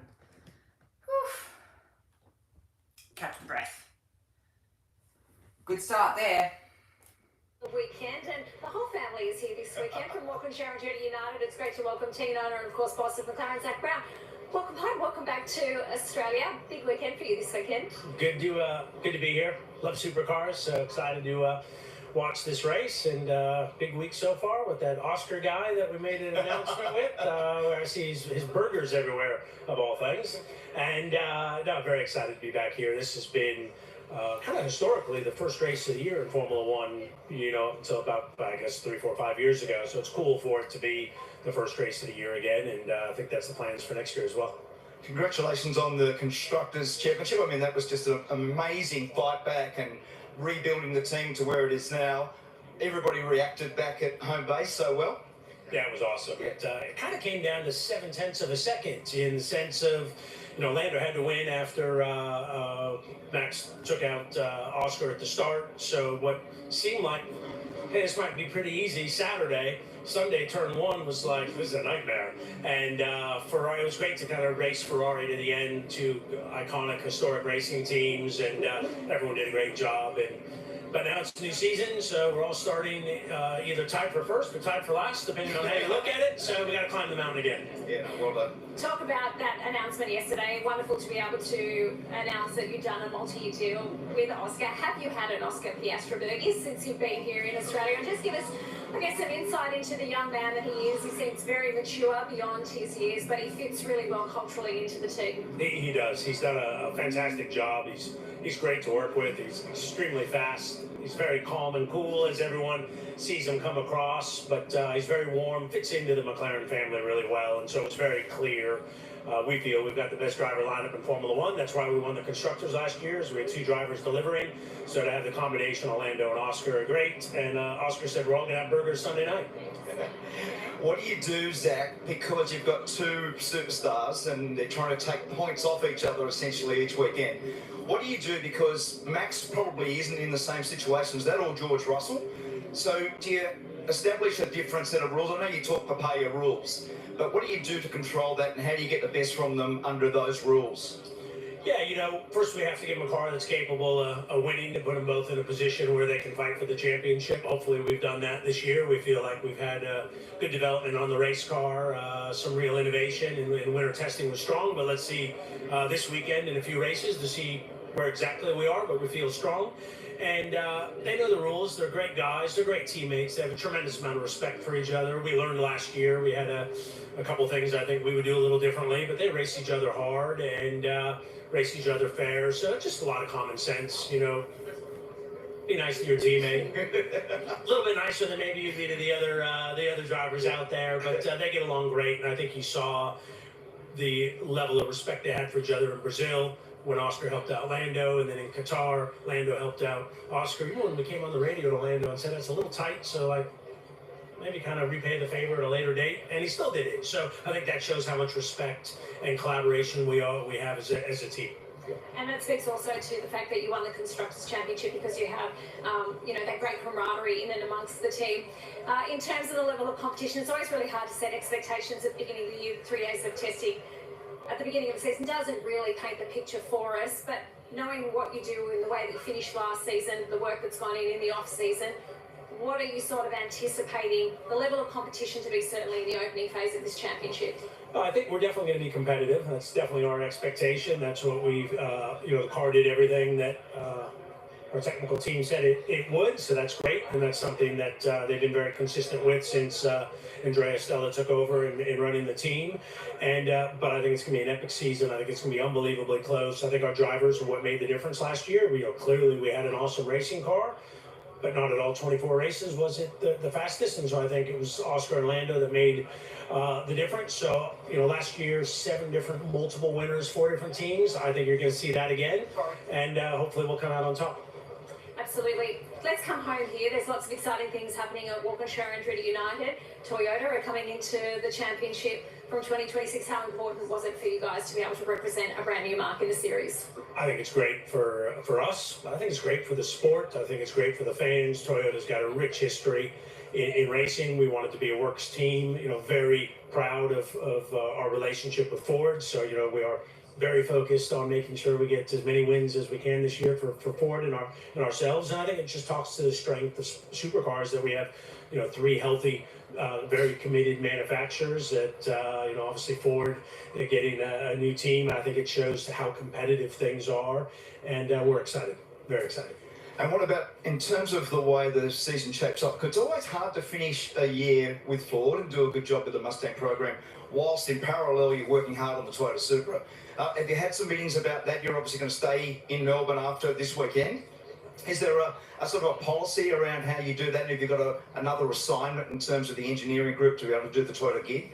Yeah, this team's got a lot of experience, and of course you want to do things in an appropriate manner, and make sure you're very respectful of Ford, and at the same time make sure that we're well prepared for 2026 with Toyota, but very confident in the team's ability to be very focused on this year while not compromising getting ready for 2026.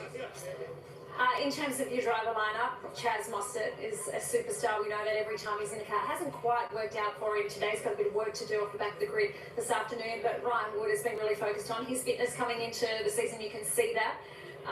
How do you make sure you're a busy man, you've got a lot going on, but I know you keep a keen eye on what is happening back here. How do you stay across it all and make sure that this team is sort of sitting where all your other racing teams are?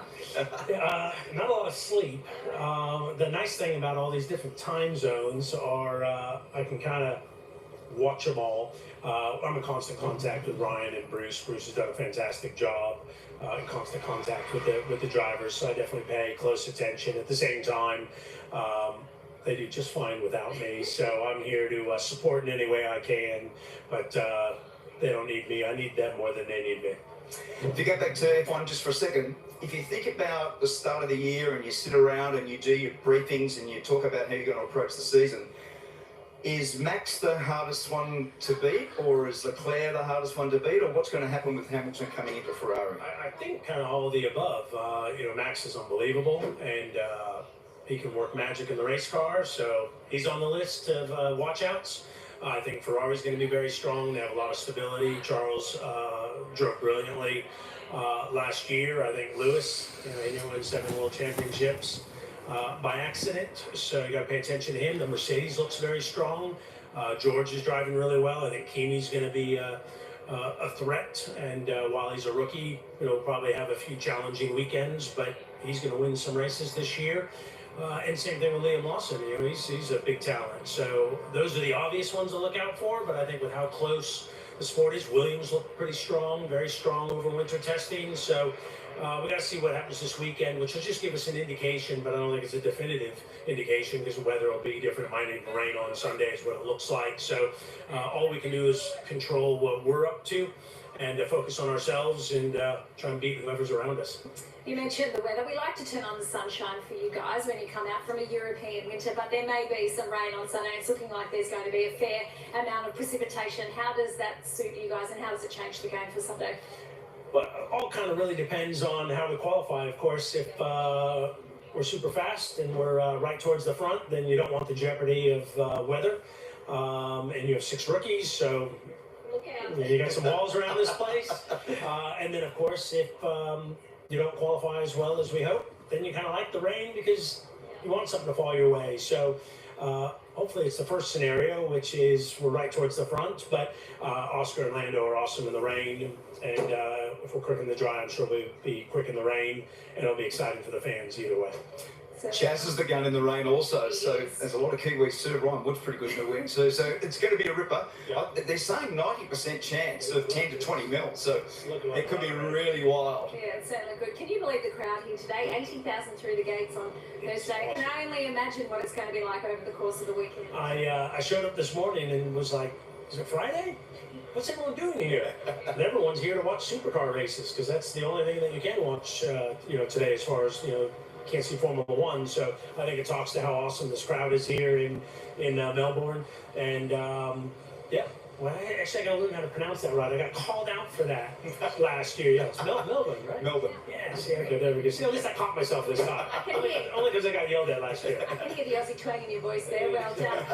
Now, what are you up to this year personally? You're jumping in a race car. I know that you've got a million things going on, but are you actually going to get to do some racing this year? Have you got any plans? I am going to get out. I've acquired a few new toys.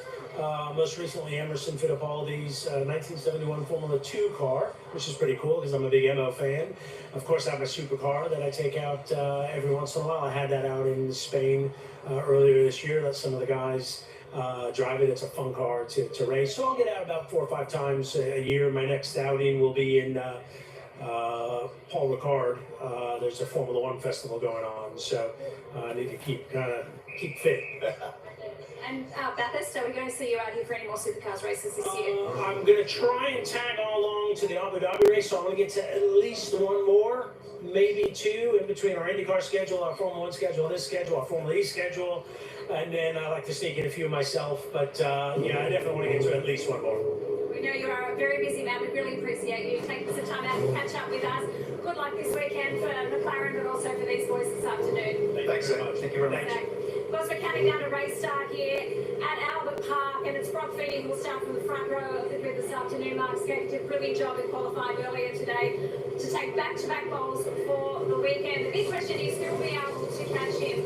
And for Chaz Mostert, there's not a bit of work to do this afternoon. He's not the back of the grid, just not able to find his groove in qualifying. It's been different for them here this weekend. They showed great pace. He was on the podium for the opening round of the season, but it just hasn't quite clicked. It's weird, isn't it, Jess? Because a lot of the Mustangs have been more inconsistent than I thought. And when you think about a Cam Waters who come here with such form from Sydney Motorsport Park, it's one of the great mysteries of the world why that car doesn't work as well when they first rolled it out here this weekend. And the same thing applies for the Walkinshaw cars. I actually thought that Mostert was going to be the guy to beat, and as it turns out, both of them have struggled. So it's really quite strange that a circuit that has a characteristic similar to Sydney Motorsport Park but has a much different surface has made it quite hard for them to tune the cars. Just Mostert out of 13th on the grid this afternoon. Cameron Waters out of 22nd on the grid. So watch out for them. He's got a fair amount of passing to get done in this sprint race this afternoon. Turn 8 has been a really interesting prospect so far this weekend. We've seen plenty of people have monumental moments. Chaz was one, and he did a beautiful job to hang on to that and get away with it. What role does that danger zone play this afternoon in the race? Well, you just can't get wide there, and I thought Chaz was remarkable to get that car back out of there without making serious contact with the wall.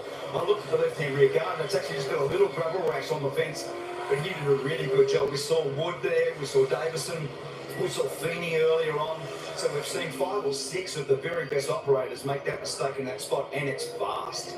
How will conditions evolve this afternoon? We started the day here, it was very cloudy, it was quite cool. We've had beautiful blue clear skies this afternoon, all that cloud cover from the it's not as hot as it was here yesterday, that's for sure. There's still plenty of sunlight around. What impact is that going to have on 19 laps of racing this afternoon? Because we haven't done that many on this tyre yet so far this weekend. That's right, Jess, and look, we really don't know, but I think our best guess is that with the Michelin rubber from the Porsches, that usually serves us well in terms of that grip.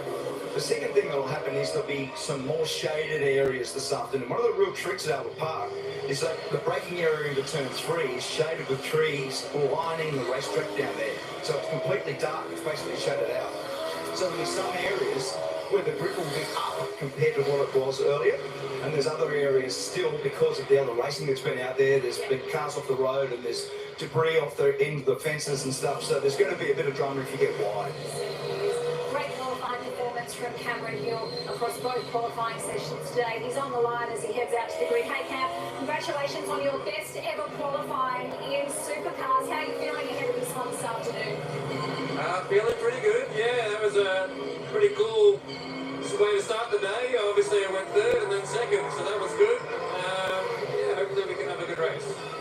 Hey Cam, Mark Skate inside of the second row, so that's a good spot going down to there because there's always some chaos at turn 1. Yeah, it's nice to not have too many cars in front of us, so if we can get off the line well, then let's try and make something of it. We're just talking about the conditions here this afternoon. It's obviously starting to cool down as the sun sets and there's a little bit of shade around the circuit. How do you approach all of that?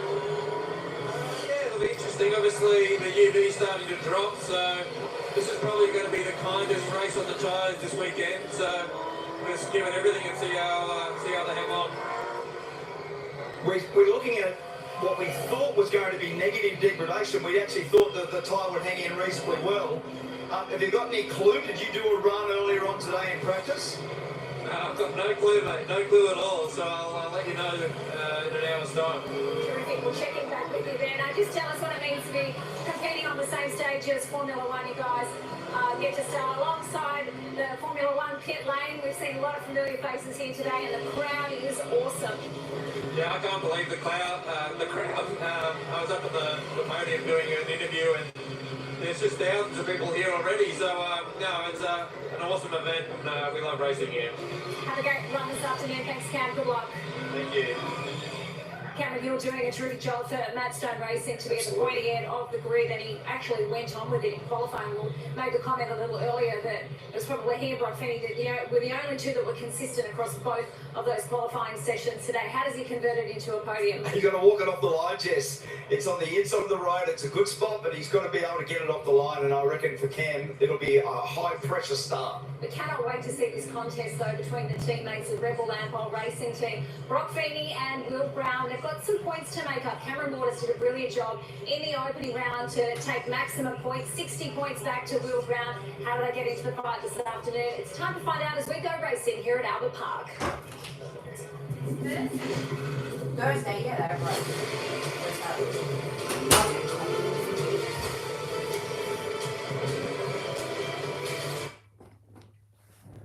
Oh.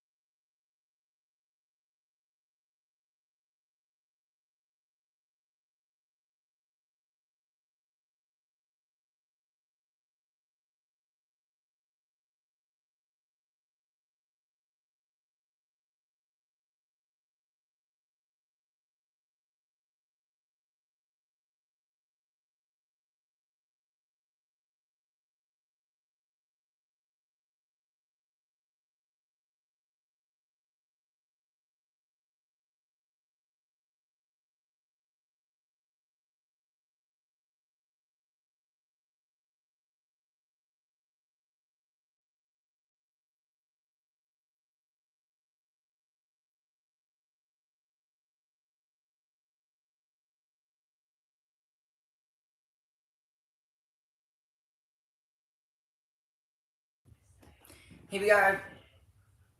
We're about to get underway here for the fourth race of the season for the Supercars here. We're racing around Albert Park here this weekend, and it's about 5.2 kilometers and 3 meters in elevation. So it's not much elevation around here. Top speed of 275 kilometers an hour. You're averaging about 165, and 14 corners to traverse around this circuit. And one of the most, in terms of brakes, one of the most braked circuits.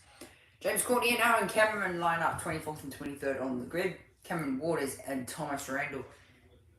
Cameron Waters down the field here to start this race. Will Davison, David Reynolds, 20th and 19th. There, we're going to see a bit of action. Kai Allen, Ryan Wood, two rookies here, so watch out for him battling into turn one as well. Macaulay Jones and Jackson Evans in 16th to 15th here.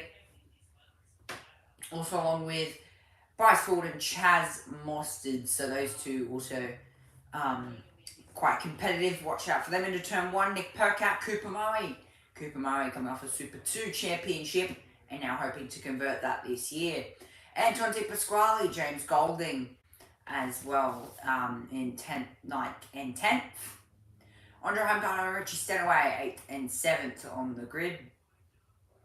Also along with Matt Payne and Brody Kostecki in 5th and 6th.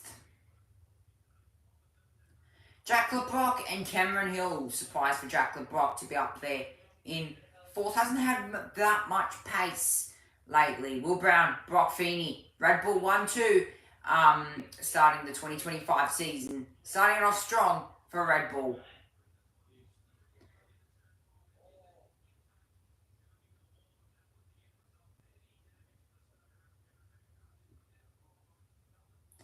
Story so far here. So this is James Courtney, Snowy River Caravan's car. Carnage in FP2. Massive damage to that car.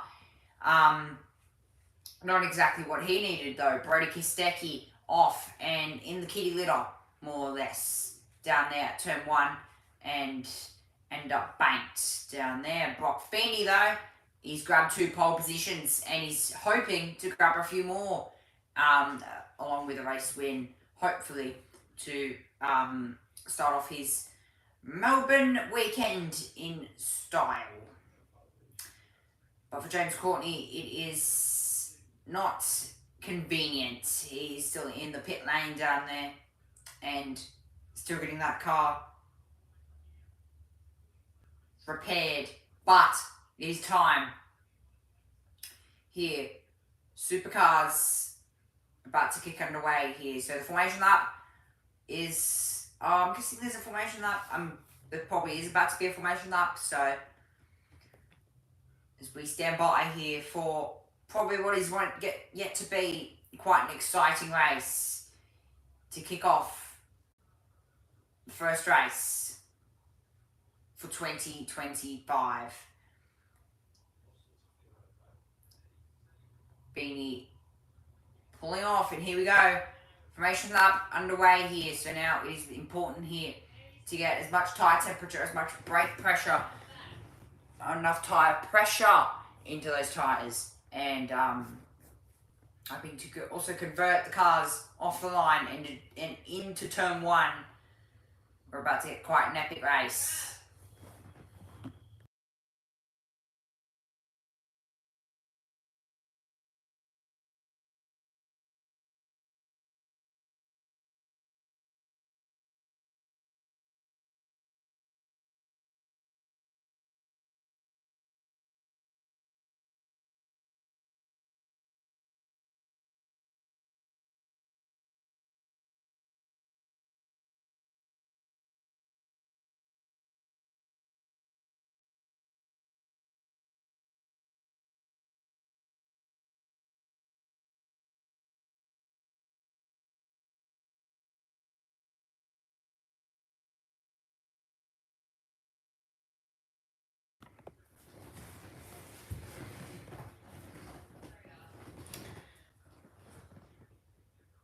At the moment here, cars currently coming off the line here. This is about to be off the line and on the information lap here.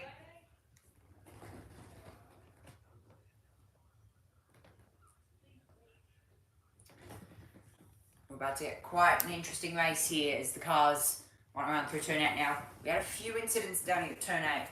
We had Cameron Waters off and on the grass and spun. Lucky to not actually ended up in the wall and finished his lap. So Cameron Waters, watch out for him. But Red Bull, Brown and Feeney on the front row. We have Hill and LeBrock up there in 3rd, and 4th Kostecki, Payne.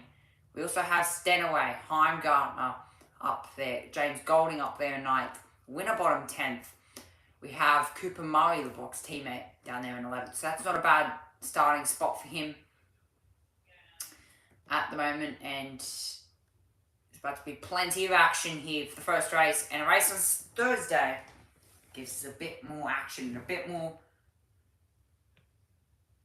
hype into the weekend here as we build up to Formula 1 tomorrow. Brock Feeney, 2 poles. Hasn't got one so far this season, I don't think. But Brock Feeney though, 2 poles in a row, and he's done it in quick succession as well. He done it in 2 laps. 1 lap, it took him 1 lap to get a banker in. Wasn't the best banker, don't expect the banker to be the pole lap. And then the second time around, even with a bit of a slide coming out of turn 11, he was still able to, coming out of turn 12, he was still able to convert it and put it on the front row of the grid. I think he only lost maybe a 10th, so not bad of a margin. But our championship leader, Cameron Waters, in the Monster Energy car, is going to be hoping to get a good launch and maybe send it up a few positions.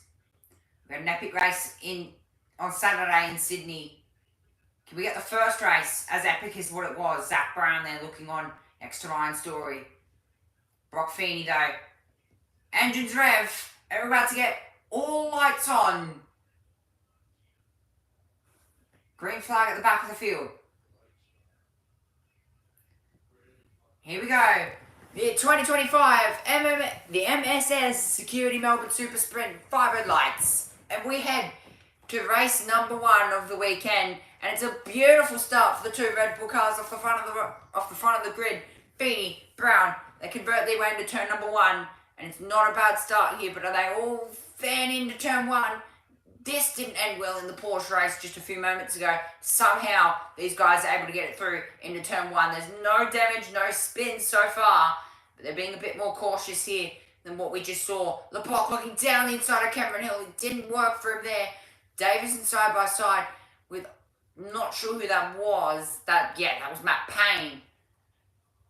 There, so Matt Payne performing quite well up there in P7.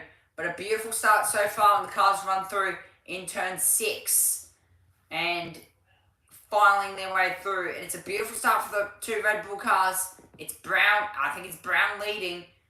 It's Feeney leading, Brown, Hill, LeBlanc, Stenaway, Stecky, Payne, Heimgartner, Golding, and Di Pasquale down there in 10th.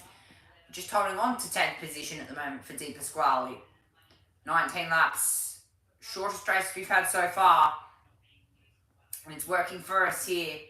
But Feeney already pulling away here.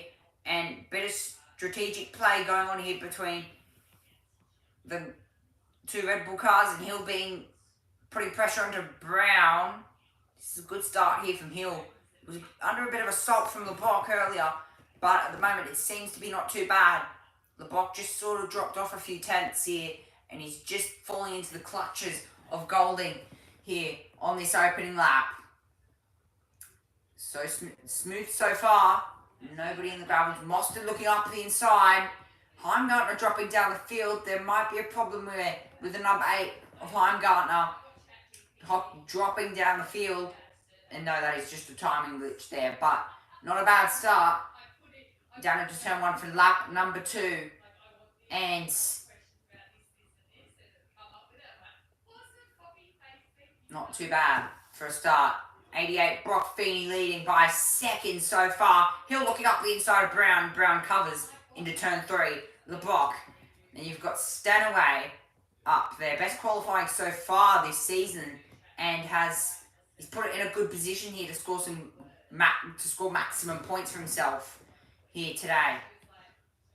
Brock Feeney, fastest lap of the race. And with that fastest lap of the race, he's able to pull that margin to 1 second here on lap 2 of 19. The cars file through turn 7. Into turn 8, and this is where we saw a lot of drama in qualifying with a lot of cars. But they seem to traverse it quite well. They get so close to the grass. And we saw Cameron Waters spin there, but now he's making his way up the field. Waters probably... Oh, there's ducks on the road down there There's ducks on the road down there. Now, I'm guessing that's what the yellow flag was for, but they cleared it in time. Stanaway assaulting here, LeBlanc. Probably going to look for a dive down here at the hairpin. Try and set him up. Maybe. LeBlanc not able to do it.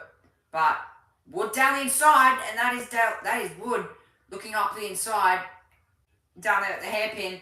Still on. Murray was able to get down the inside of Percat. And somehow, they're still running side by side as they head down the straight. 2 Red Bull cars. Feeney and Brown. Forward also back there in the back of the pack here, but the cars at the moment filing through here on lap 3 of 19. It's not a bad start. Forward looking up the inside. That looked on to be Cooper Murray. So Forward trying to get that position back on Murray. He's covering though, and there's a bit of a battle pack going on behind those guys. With Waters and Reynolds side by side coming out of turn 3. exiting turn 4, and he's able to get it done though. But it's still going to be feisty as they head down here into turn 6 between Kai Allen and Waters. They're able to get it done, but so far 2 positions gained for Waters, and he's going to continue to make his way up the field. Next up is Davison, but Allen gets it caught out on the grass. Nearly actually put that thing in the wall, and luckily he didn't there. He was able to keep it under control, but Waters successfully moved on Kai Allen, and now he's looking for Will Davison here now. Not too bad. Lap 3 of 19 here as we continue this race. The 2 Red Bull cars are at the moment controlling this field, and they're doing it quite nicely here. So Brown sticking back, holding probably the rest of the field up here, giving Feeney that bit of clear air. So a bit of teamwork going on between the 2. And you saw there, Cooper Murray step sideways coming out of turn 8. And here's the replay of the start. Look at the conversion from Feeney. Beautifully done. Brown practically got the same start. Had a bit of wheel spin actually. So that's just sort of what caught him off guard. But apart from that, it's not too bad of a start. There was 3 wide coming into turn 1, a few cars at the back of the field. But it's not a bad start. We didn't see a good start for the Porsches. A few cars spinning at turn 1. But the Supercars seem to get it under control. Waters off wide down there, trying to get down the inside of Mostert. We had this move. So this is the move here. So Kai Allen Waters looked up the inside. He ended up going wide on Kai Allen, and that was into turn 1. Aaron Cameron there getting clinched there on Kai Allen, and it's getting a bit feisty there. So a few ducks. Look for the gap and thread it through there. So that's why that yellow flag, and I was correct in the first place. That's the reason why that yellow flag was out down there. But it's not a bad start for the rest of the field. 15 laps to go. Cars right through the through the chicane curbs and come out the other side into the hairpin, and this is Davison down inside of that's not Stenaway. But Davison down the inside there of Golding gets the move done, but it's a bit feisty back here between Percat and Winterbottom. This is for 10th. The steepest quality out sideways and in the gravel there. Didn't end up spinning it, but he was lucky to keep it under control. Stenaway and Payne having a bit of a feisty battle as well. So it's all going on down the back of the field. Can they keep it going on for a bit more action here as they run side by side going down the straight? Oh, this is going to be tight as they break into turn 1. Who's first leg breakers? It seems as if it's Winterbottom who's able to hold on to that. But it's still going on between Reynolds and that looked to be, that was still Cooper Murray. Forward covering here on Cooper Murray. Murray looking around the outside. It's still going. Oh.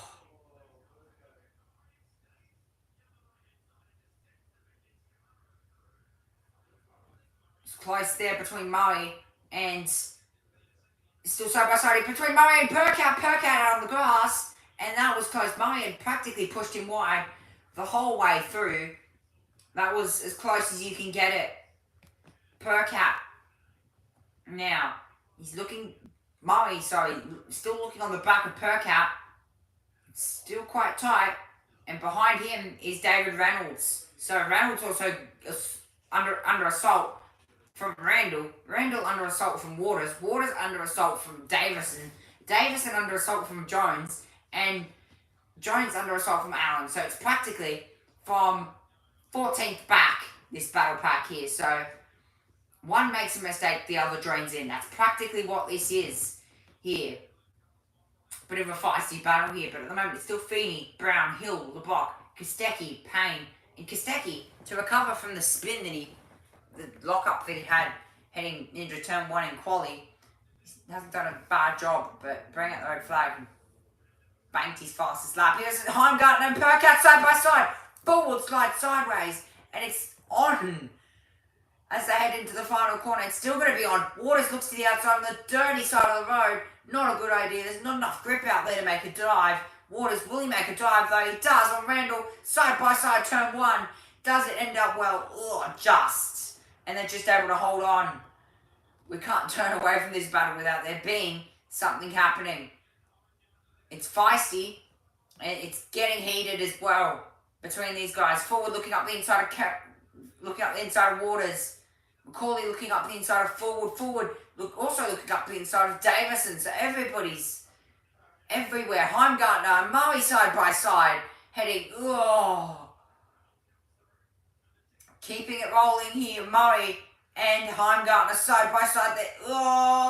Reynolds there as well, squishing Heimgartner out. Gravel being kicked up. They're side by side into turn 7 and out the other side. Do they keep it there? Dirt kicked up by Heimgartner. Heimgartner, a bit of metal flapping on that car.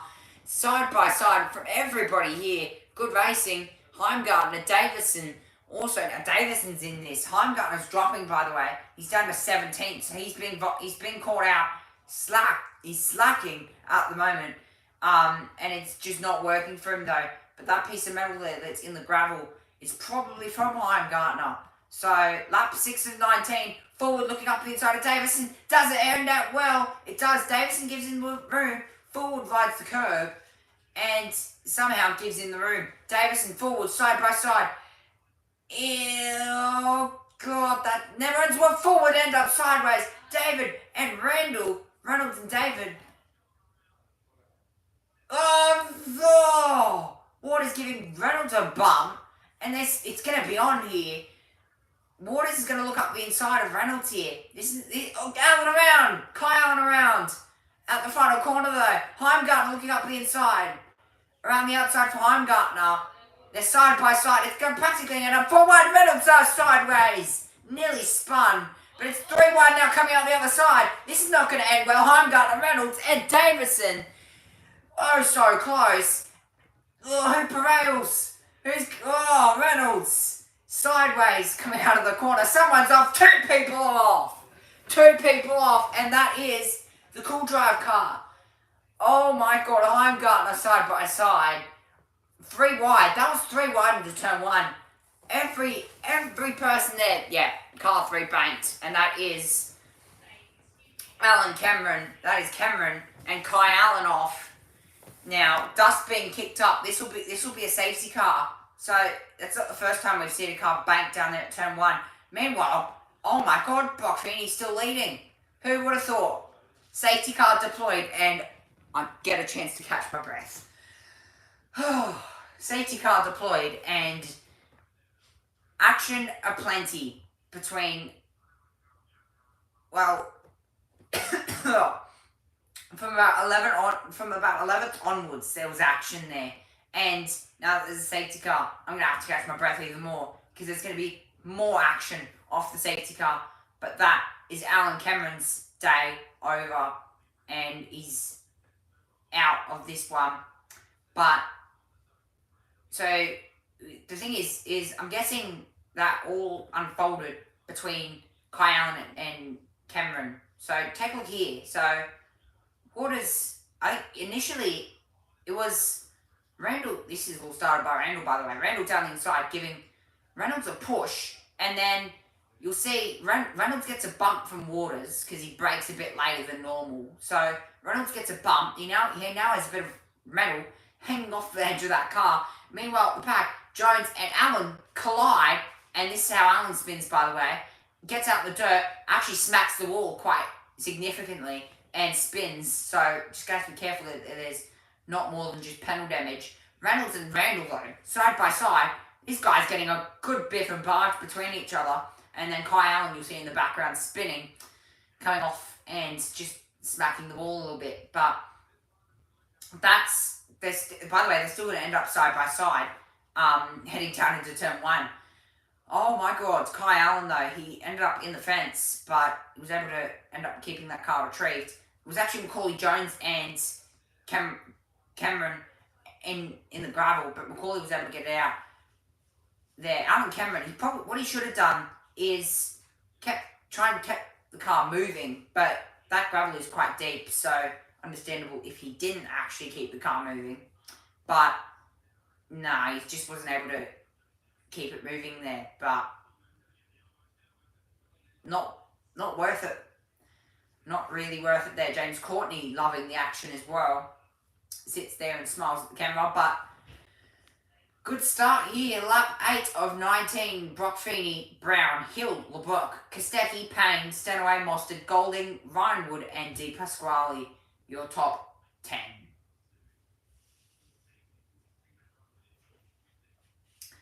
Whilst we wait here for this cool drive car to be retreat out of the gravel. Good time to just keep an eye here on Feeney and Brown. Now, there's been so much action going on. How's Feeney and Brown going? They seem to be going pretty well at the moment. Currently leading 1-2. So if they do end up away with this one, it will be good for the constructors, for these boys, to keep this battle going. But yeah, that car is very much beached in the gravel, and gravel actually doing a good job to keep the cars on their feet. Got about 11 laps to go in this race, and I'm thinking we're scheduled for, I'm going to guess we're scheduled for about 6:30 here, so we've got about 19 minutes left in terms of time. But yeah, so we've got about 19 minutes left in terms of time, so we won't actually get this whole race in, to be honest. So it's been a race. It's been one to remember here. Lap 8 of 19, and the safety car, they're under control of the BMW safety car.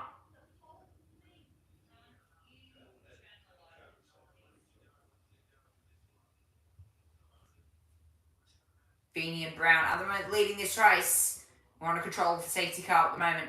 And action aplenty here in the first 8 laps of this race. But at the moment, we have time certain for 6:30. It is currently 6:11 local time here. So we probably will get more time after this safety car for time certain here. So yeah, we will get a bit more time here. So we'll get another, I reckon, I'm going to say 5 laps after the safety car. I think we'll get about 15, 16 laps into this race, so not too bad. But at the moment, the top 5, Feeney, Brown, Hill, LeBrock, and Kostecki. So the top 5 of the field here, not really in combat at the moment. But will there be a bit of teammate rivalry here? And the thing is, talking at the start of this race, will we see as much action as what we saw on Thursday? Well, your answer is correct. We have seen as much action as what we did on Thursday.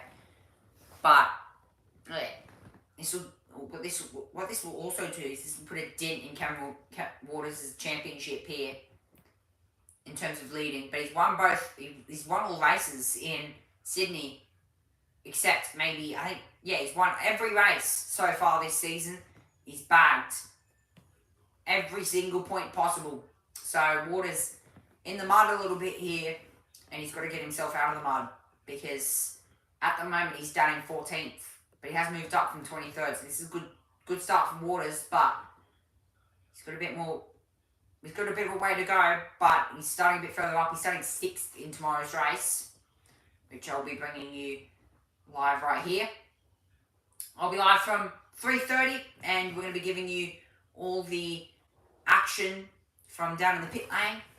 I'll be live from 3:30, and then of course I'll be on for FP2, and then we've also got Porsche, Painted Dixon, Carrera Cup Australia, and then Supercars as well. Formula 2 and Formula 3. That's always good. Formula 2 and Formula 3. Can we see another champion in those 2 categories plus Supercars? Can't forget about that. Catch the breath. Catch the breath. I'm going to get a green flag, I'm guessing, this time around. And that's exactly what we get. Safety car peels off, and Feeney has control of the field. Can Brown pull something out here? Can he pull something out of the bag because it would be quite interesting to see that. We're going to get about, I'm going to say 6 more laps out of this race. That's my prediction. My prediction, 6 more laps out of this race. Brown, Feeney, Hill, LeBrock, Kostecki, Payne, Stenaway, Mostert, Golding, Wood, Di Pasquale, Percat, Murray, Waters, Randall, Heimgartner, Davison, Reynolds, Evans, Fullwood, Kai Allen, Macaulay Jones, and Aaron Cameron down there in dead stone cold last. And Courtney as well, who did not end up starting this race. The 2 Red Bulls are about to have a bit of a scrap as they head through. It's going to be the scrap of a lifetime. Hopefully we see it between the 2 Bull cars. Now, Feeney, he pulls away. I thought he did. Green flag though. He can choose when to go. When does he choose to go here, Feeney? He can go now if he really wanted to. Green flag. Green flag flying. Feeney goes. Feeney goes. Final corner. Put the power down and into turn number 13. 14. And out the other side. Hearing 24 cars head around here at Melbourne. We've got about 5 laps to go. Maybe a bit more. But it's a good start from Feeney. Between Brown, Hill, LeBrock, Kostecki, Payne, Stenaway, Mostert, Golding, Rhinewood, Di Pasquale, Percat, Waters. Waters running off wide. And it's on for young and old here for Waters. He's trying to make positions. LeBrock looking up the inside, covering off Davison. Looked to be looking up the inside of Hill. Didn't seem as if it was going to work. But so far it's a smooth start between the 2. And so far it's no iffy biffy between anybody at the moment, which is always good to see. But it's a good start. Feeney, Brown, Hill, LeBrock, Kostecki. This is looking good here for the Bull cars. And a bit of dust being kicked up there in the background. Looking in the background here of the Chevy Power Racing car, and that looks to be Di Pasquale. He's going to be looking on a dive here for Golding, quite possibly. That is possible. 9 laps to go in this race. Feeney controlling this field over Brown, Hill, and it's all sort of smooth off the line here between everybody. Everybody just smooth off the line. 10 laps in. 9 laps to go. I'm going to guess we're going to get a bit less than 9 laps in this race because of the safety car here. And in terms of time certain, we've got about 13 minutes left. So I reckon we'll get all 9 laps in. Maybe a bit less. Maybe 16, I'm going to say. So about 6 laps to go. Mostert and Stenaway. Mostert giving Stenaway a bit of a bump. So he's trying to set him up here for turn 1. I thought he was going to set him up for the straight here. But do they fan out? No. They stay in file here. And it's not a bad start. Into turn 1. And looking to grab his teammate. Looking to grab Mostert is Stenaway around the outside. Bold move from Stenaway. They're side by side as they head into turn 3. Mostert tries to hold on to it. Kenny though. LeBrock covering. Still going. Whoa! The 2 Newland cars have made contact. Hopefully there's no damage between the 2. And that is one of the tyre power cars of LeBrock off the road. And there's cars everywhere at the moment. Got Stenaway near the wall. Winner bottom up there. It's all going on here on lap 11 of this race. Side by side. Stenaway, as I said, one person blinks, the other blinks. The other blinks. And it just turns out to be a massive lot of carnage. Stenaway, Mostert side by side. And that looks to be Matt Payne as well in with that. Oh my god, no, that's not Matt Payne. That is most likely Reynolds. Oh, they got a new little car off and it's got massive damage. And that's a puncture for Golding in the 34 car. And Golding off and off the road, and that is one of the Newland cars out. And it's 3 wide. Mustard, Murray, oh! And that is Stenaway gone, and possibly in the gravel, and he has been in the gravel. He is in the gravel. Everybody. Oh, Randall looking up the inside. Percat, Waters, Mustard, Randall, Davison lurking back here, waiting for something to happen. Oh, side by side here, between Macaulay, looking up the inside, Waters, also, dummy between Percat and Waters, around the outside between Waters and Percat, they run side by side out of turn 1, Percat being bumped, and out on the dirt now, he's got to keep it under control, trying not to send it to the wall, because it is possible to do that. Waters, though, out of all this, he's up into 8th. It is absolute carnage. Murray, Cooper Murray, as well. This is a good job from the young man. He just can't. This can't be the commentator's curse with Cooper Murray. Randall out there, he's being shoved wide. Courtney out there, Percat being shoved wide. Courtney nearly being shoved wide. Everybody's being shoved wide. Percat sideways. Oh, can't get it. Can't get any better. Golding in the pit lane though. They're just using a bit of duct tape, possibly to put that car back together, or possibly a bit of race tape, is what we'd like to call it. This is exciting here. This is one of the Mobile 1 cars. Meanwhile, the 2 Red Bull cars, they might turn into a bit of a scrap here, and Cameron Hill is just in the background lurking. So these guys might have a bit of a scrap, and boy, won't it be interesting. Oh, catch the breath, catch the breath. It is all happening here at Melbourne, but this is how it all started. Mostert, he looked up to the inside, and it all just ended from there. It just did not end up well. Mostert, these two end up running side by side. Does it end well? Well, sort of. Kostecki also having a bit of a bump with, that looks to be LeBrock. So this is how So Kostecki's just made contacts there with LeBrock, and he's gone. He's out of this race, so he'll be pissed with himself there, and that's how it all started.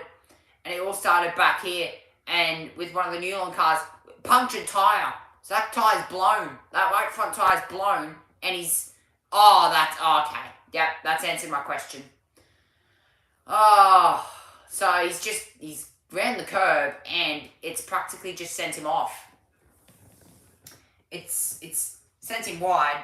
He's actually smashed the barrier down there, that apex barrier, and that's how Stenaway goes off. So both Newland cars are gone. Cooper Murray might have a bit of damage. Chaz Mostert, though, he's still continuing somehow in all this. He's just, yeah, he's just a survivor here, Chaz Mostert. He's lucky to not actually end up in a wall. He could have been involved in that, but Stenaway, that is Golding. He's got some steering damage, I reckon. But, oh, what lap are we on? 13? Oh, God, we've got 6 laps to go. This could end badly. But we've still got the Red Bull cars to have a bit of a battle as well. They're probably going to have a bit of a battle. We've got Cameron Hill as well. This will be good to see him get a good result. We've got Kostecki as well, who possibly end up with a smack from race control for spinning the block. You'll probably end up with a smack. Post-race investigation, possibly, with all the action that's just happened. These two now, they're maybe going to have a bit of a squabble. Brown, this time last year, these guys had a bit of a squabble here at this very corner. So this time last year, it ended up pretty well for these guys. But we're scheduled for 5 minutes more of racing. 5.5 minutes more. And we've got cars dropping down the order on the timing screen. That might just be a glitch, possibly, unless it is actually true. No, it is a glitch. So, but is Brown and Feeney can't have a bit of a battle. But taking a look here at a replay, Kai Allen. Oh my God, that car is on fire. So, is that that looks to be the brakes. So the brakes have lit up down there, and it's not liking its life right now, Kai Allen. The car of Kai Allen not liking life. 4.5 minutes to go. We've got about 3 laps. 3 laps to go in this race, and loads more action still to come. We've got Matt Payne stalking, and actually stalking Brodie Kostecki here. He's absolutely stalking him. This is going to be interesting here. Matt Payne, Brodie Kostecki, running on each other here. They're all over the back, and Now, what Payne will have to do here is he'll have to set him up through here. It's going to be risky to have a dive through here. I was going to say, you dive through here and you're practically crazy. You are practically crazy if you dive through there. The two pulls, though, this is on for a 1-2 if they don't do anything stupid here. Payne up the inside of Kostecki. Kostecki, he pulled the dive, and Payne gets the move done. So, Feeney, he's looking to go back to back to back, and maybe he's holding off Brown even. So, we're looking for a bit of action between the Red Bull cars. We've seen action from absolutely every other car on the field except these two. Can we get a bit of action between these two? Feeney, Brown, they probably don't want to make a mistake between each other if they do make contact, because it has happened in the past. It has happened. Cameron Waters, though, fastest lap of the race, 49.0. So, fastest lap, and he's trying to maximise his points in this race. By the way, he's up 14 positions. So, this has been a beautiful run from Cameron Waters, up from practically dead last. So, Brown here, he's just tucked in behind Feeney, and he's actually, I reckon he's going to put a dive here. I reckon he's got the pace. Brown at the back end of this race, he's picked up the pace very much in this race. He definitely has, and he's pulled the margin to Hill as well. So he doesn't want Cameron Hill getting involved in this. This is personal stuff between the two teammates. 1.1 seconds the margin back to Hill. It's less than a tenth. Brown is legit pulling up here on Feeney. Feeney's going to have to be careful here. It's going to be about 2 laps more of racing in this one. You can see there inside of the BJR team watching on, and at the moment a few crew members there, hands against lips and watching on. Red Bull, 2 cars don't seem to be scrapping as much here, but you wouldn't want that. You wouldn't want that risk here. Cameron Hill, meanwhile, has just dropped back in on this barrel. And, oh, there we go, side by side between Payne and Kostecki. That seems to be solved, but how long is it solved for? Got Payne, Kostecki, Di Pasquale. This is actually down further in the field. So, we've got Payne and Kostecki side by side, and into turn 1, they don't actually decide to fight that. It's not, yeah, wait, the timing is totally glitched here. So, this is Kostecki, Wood, and Payne side by side here. Wood looking for aggressive there. He can practically move to the other side of the road here. So, Kostecki's doing a good job at holding on to this one. He's holding on to measly points of 4th. Not very measly, but it's close enough. Kostecki, Wood, they're currently having a bit of a scrap here between each other. Oh boy, this is just getting more and more better. Kostecki holding on to Wood here at the moment. But that margin, Brown is struggling. 1.7 seconds. So he's just backed off here. The team, maybe it might have been team orders, but he's backed off. It's 1.7 seconds, the margin between the two. Once the timer hits 0, that will be counted, that lap, as the last lap of the race. Into the chicane, the fast left and right chicane. That barrier that's damaged there from one of the Newlon cars, but Kostecki and Wood, it's going to be a bit of a battle here at the back end of this race. Wood looking up inside, is the move done? No! Kostecki covered. Winner bottom up the inside of Payne. Payne letting winner bottom by, it seems. So, no, sorry, not winner bottom. Di Pasquale by. So, both letting each other by there, so Di Pasquale has a bit of pace up there in 6th. Cameron Waters, though, the fastest lap of the race guy, at the moment, looks to be quick, and he's closing in rapidly on Matt Payne. Cameron Waters up in 8th. Brock Feeney, though, final lap of the race, 2.1 seconds the margin, and it's continuing to extend. Brock Feeney, he's on this one, I can tell you that much. He's possibly got this in the bag. This is possibly going to be the final lap of the race.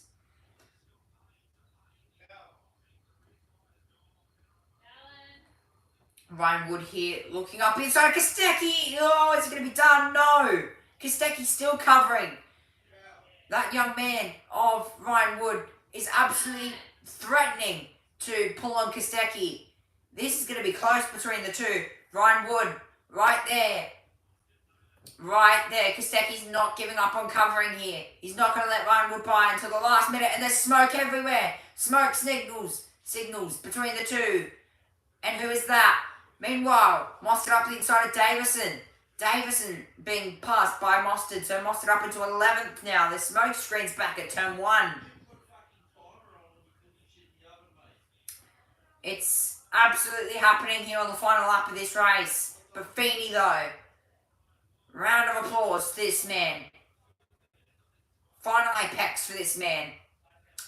Turn 10. Buffini back to back, possibly. 1.4 seconds. Brown now. He's closed that margin from 2.3. Feeney, you young man are soon to be what is to be a champion. Brock Feeney, final corner now. And Brock Feeney, round of applause. Back to back. Oh, this is the final lap. There we go. Okay, well, scammed. Absolutely scammed. Scammed to the final lap. Kostecki, up the inside, looking, not going to happen. Kostecki, well, this is the final lap of the race here. So, it's all going to happen on this final lap, hopefully. Let's see. Kostecki is majorly covered. So, and what this has also done is this brought another massive battle pack between Kostecki, Wood, Di Pasquale. Those three are having a bit of a battle pack. Let's see what happened down here. Oh, Mostert up the inside, and that's the smoke screens. Murray putting off absolute smoke screens down there. So, Mostert went up the inside, which is reasonable. And then Cooper Murray, oh my lord, the commentator's curse can't get any worse. And he's just spun it, and it's doesn't seem to have ended up well. But for these two, they're still scrapping. And will it ever end? Possibly. It will. It will end, I can tell you that much. Kostecki, though, he's being held, he's holding on. But for Cameron Waters here, he's looking up inside of Di Pasquale, who's currently, at the moment, Cameron Waters, the championship leader. And he's going to maximise his points here this afternoon. And another person that's going to maximise points is this man, Brock Feeney. Back to back. Now I can finally say it. Brock Feeney, back to back. Pole, and a race win for Brock Feeney. Good job from the two Red Bull boys. It's a 1-2 for Red Bull, and the smile on his face is totally deserved for Brock Feeney. Pole, and a race win. For Cameron Waters, he's moved to 6th in this race, and it's still going at the back of the pack. Oh, breathe. Jackson Evans and David Reynolds wants to have a battle to the line.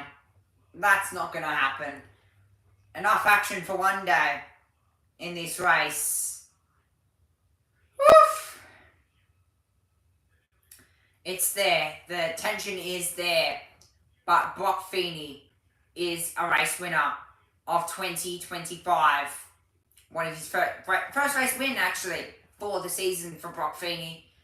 And maximum points, 85 points for Brock Feeney. Will Brown in 2nd and Cameron Hill in 3rd.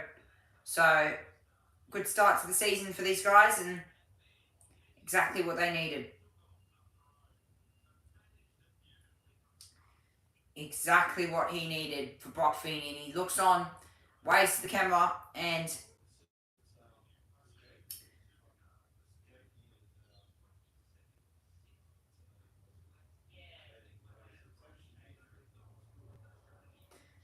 Brock Feeney there. That is perfectly done and exactly what you need from what is to be soon a championship winning guy, championship winning person, more or less. But it's a good start, and Brock Feeney, he's taken it by nearly 1 second over Cameron Hill, Brody Kostecki, Ryan Wood, Cameron Waters, Anton Di Pasquale, Thomas Randall, Matt Payne, Chaz Mostert, Cameron Waters, champion drive, and he's looking for the championship here this season. And it's 8.8 seconds back, 15 seconds back to Chaz Mostert from Brock Feeney. Will Davison, Andre Heimgartner, Nick Percat, Macaulay Jones, Bryce Forward, Richie Stenaway, David Reynolds, Jackson Evans, and Jack LeBrock. Cooper Murray down there. Commentator's curse hits him again. Alan Cameron, James Golding, and James Courtney. Aaron Cameron, good job.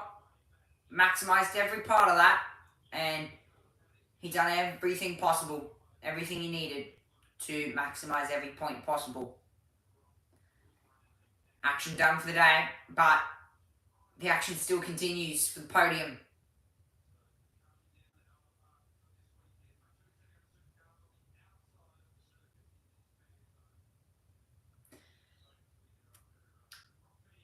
Brock Feeney, though, he has dominated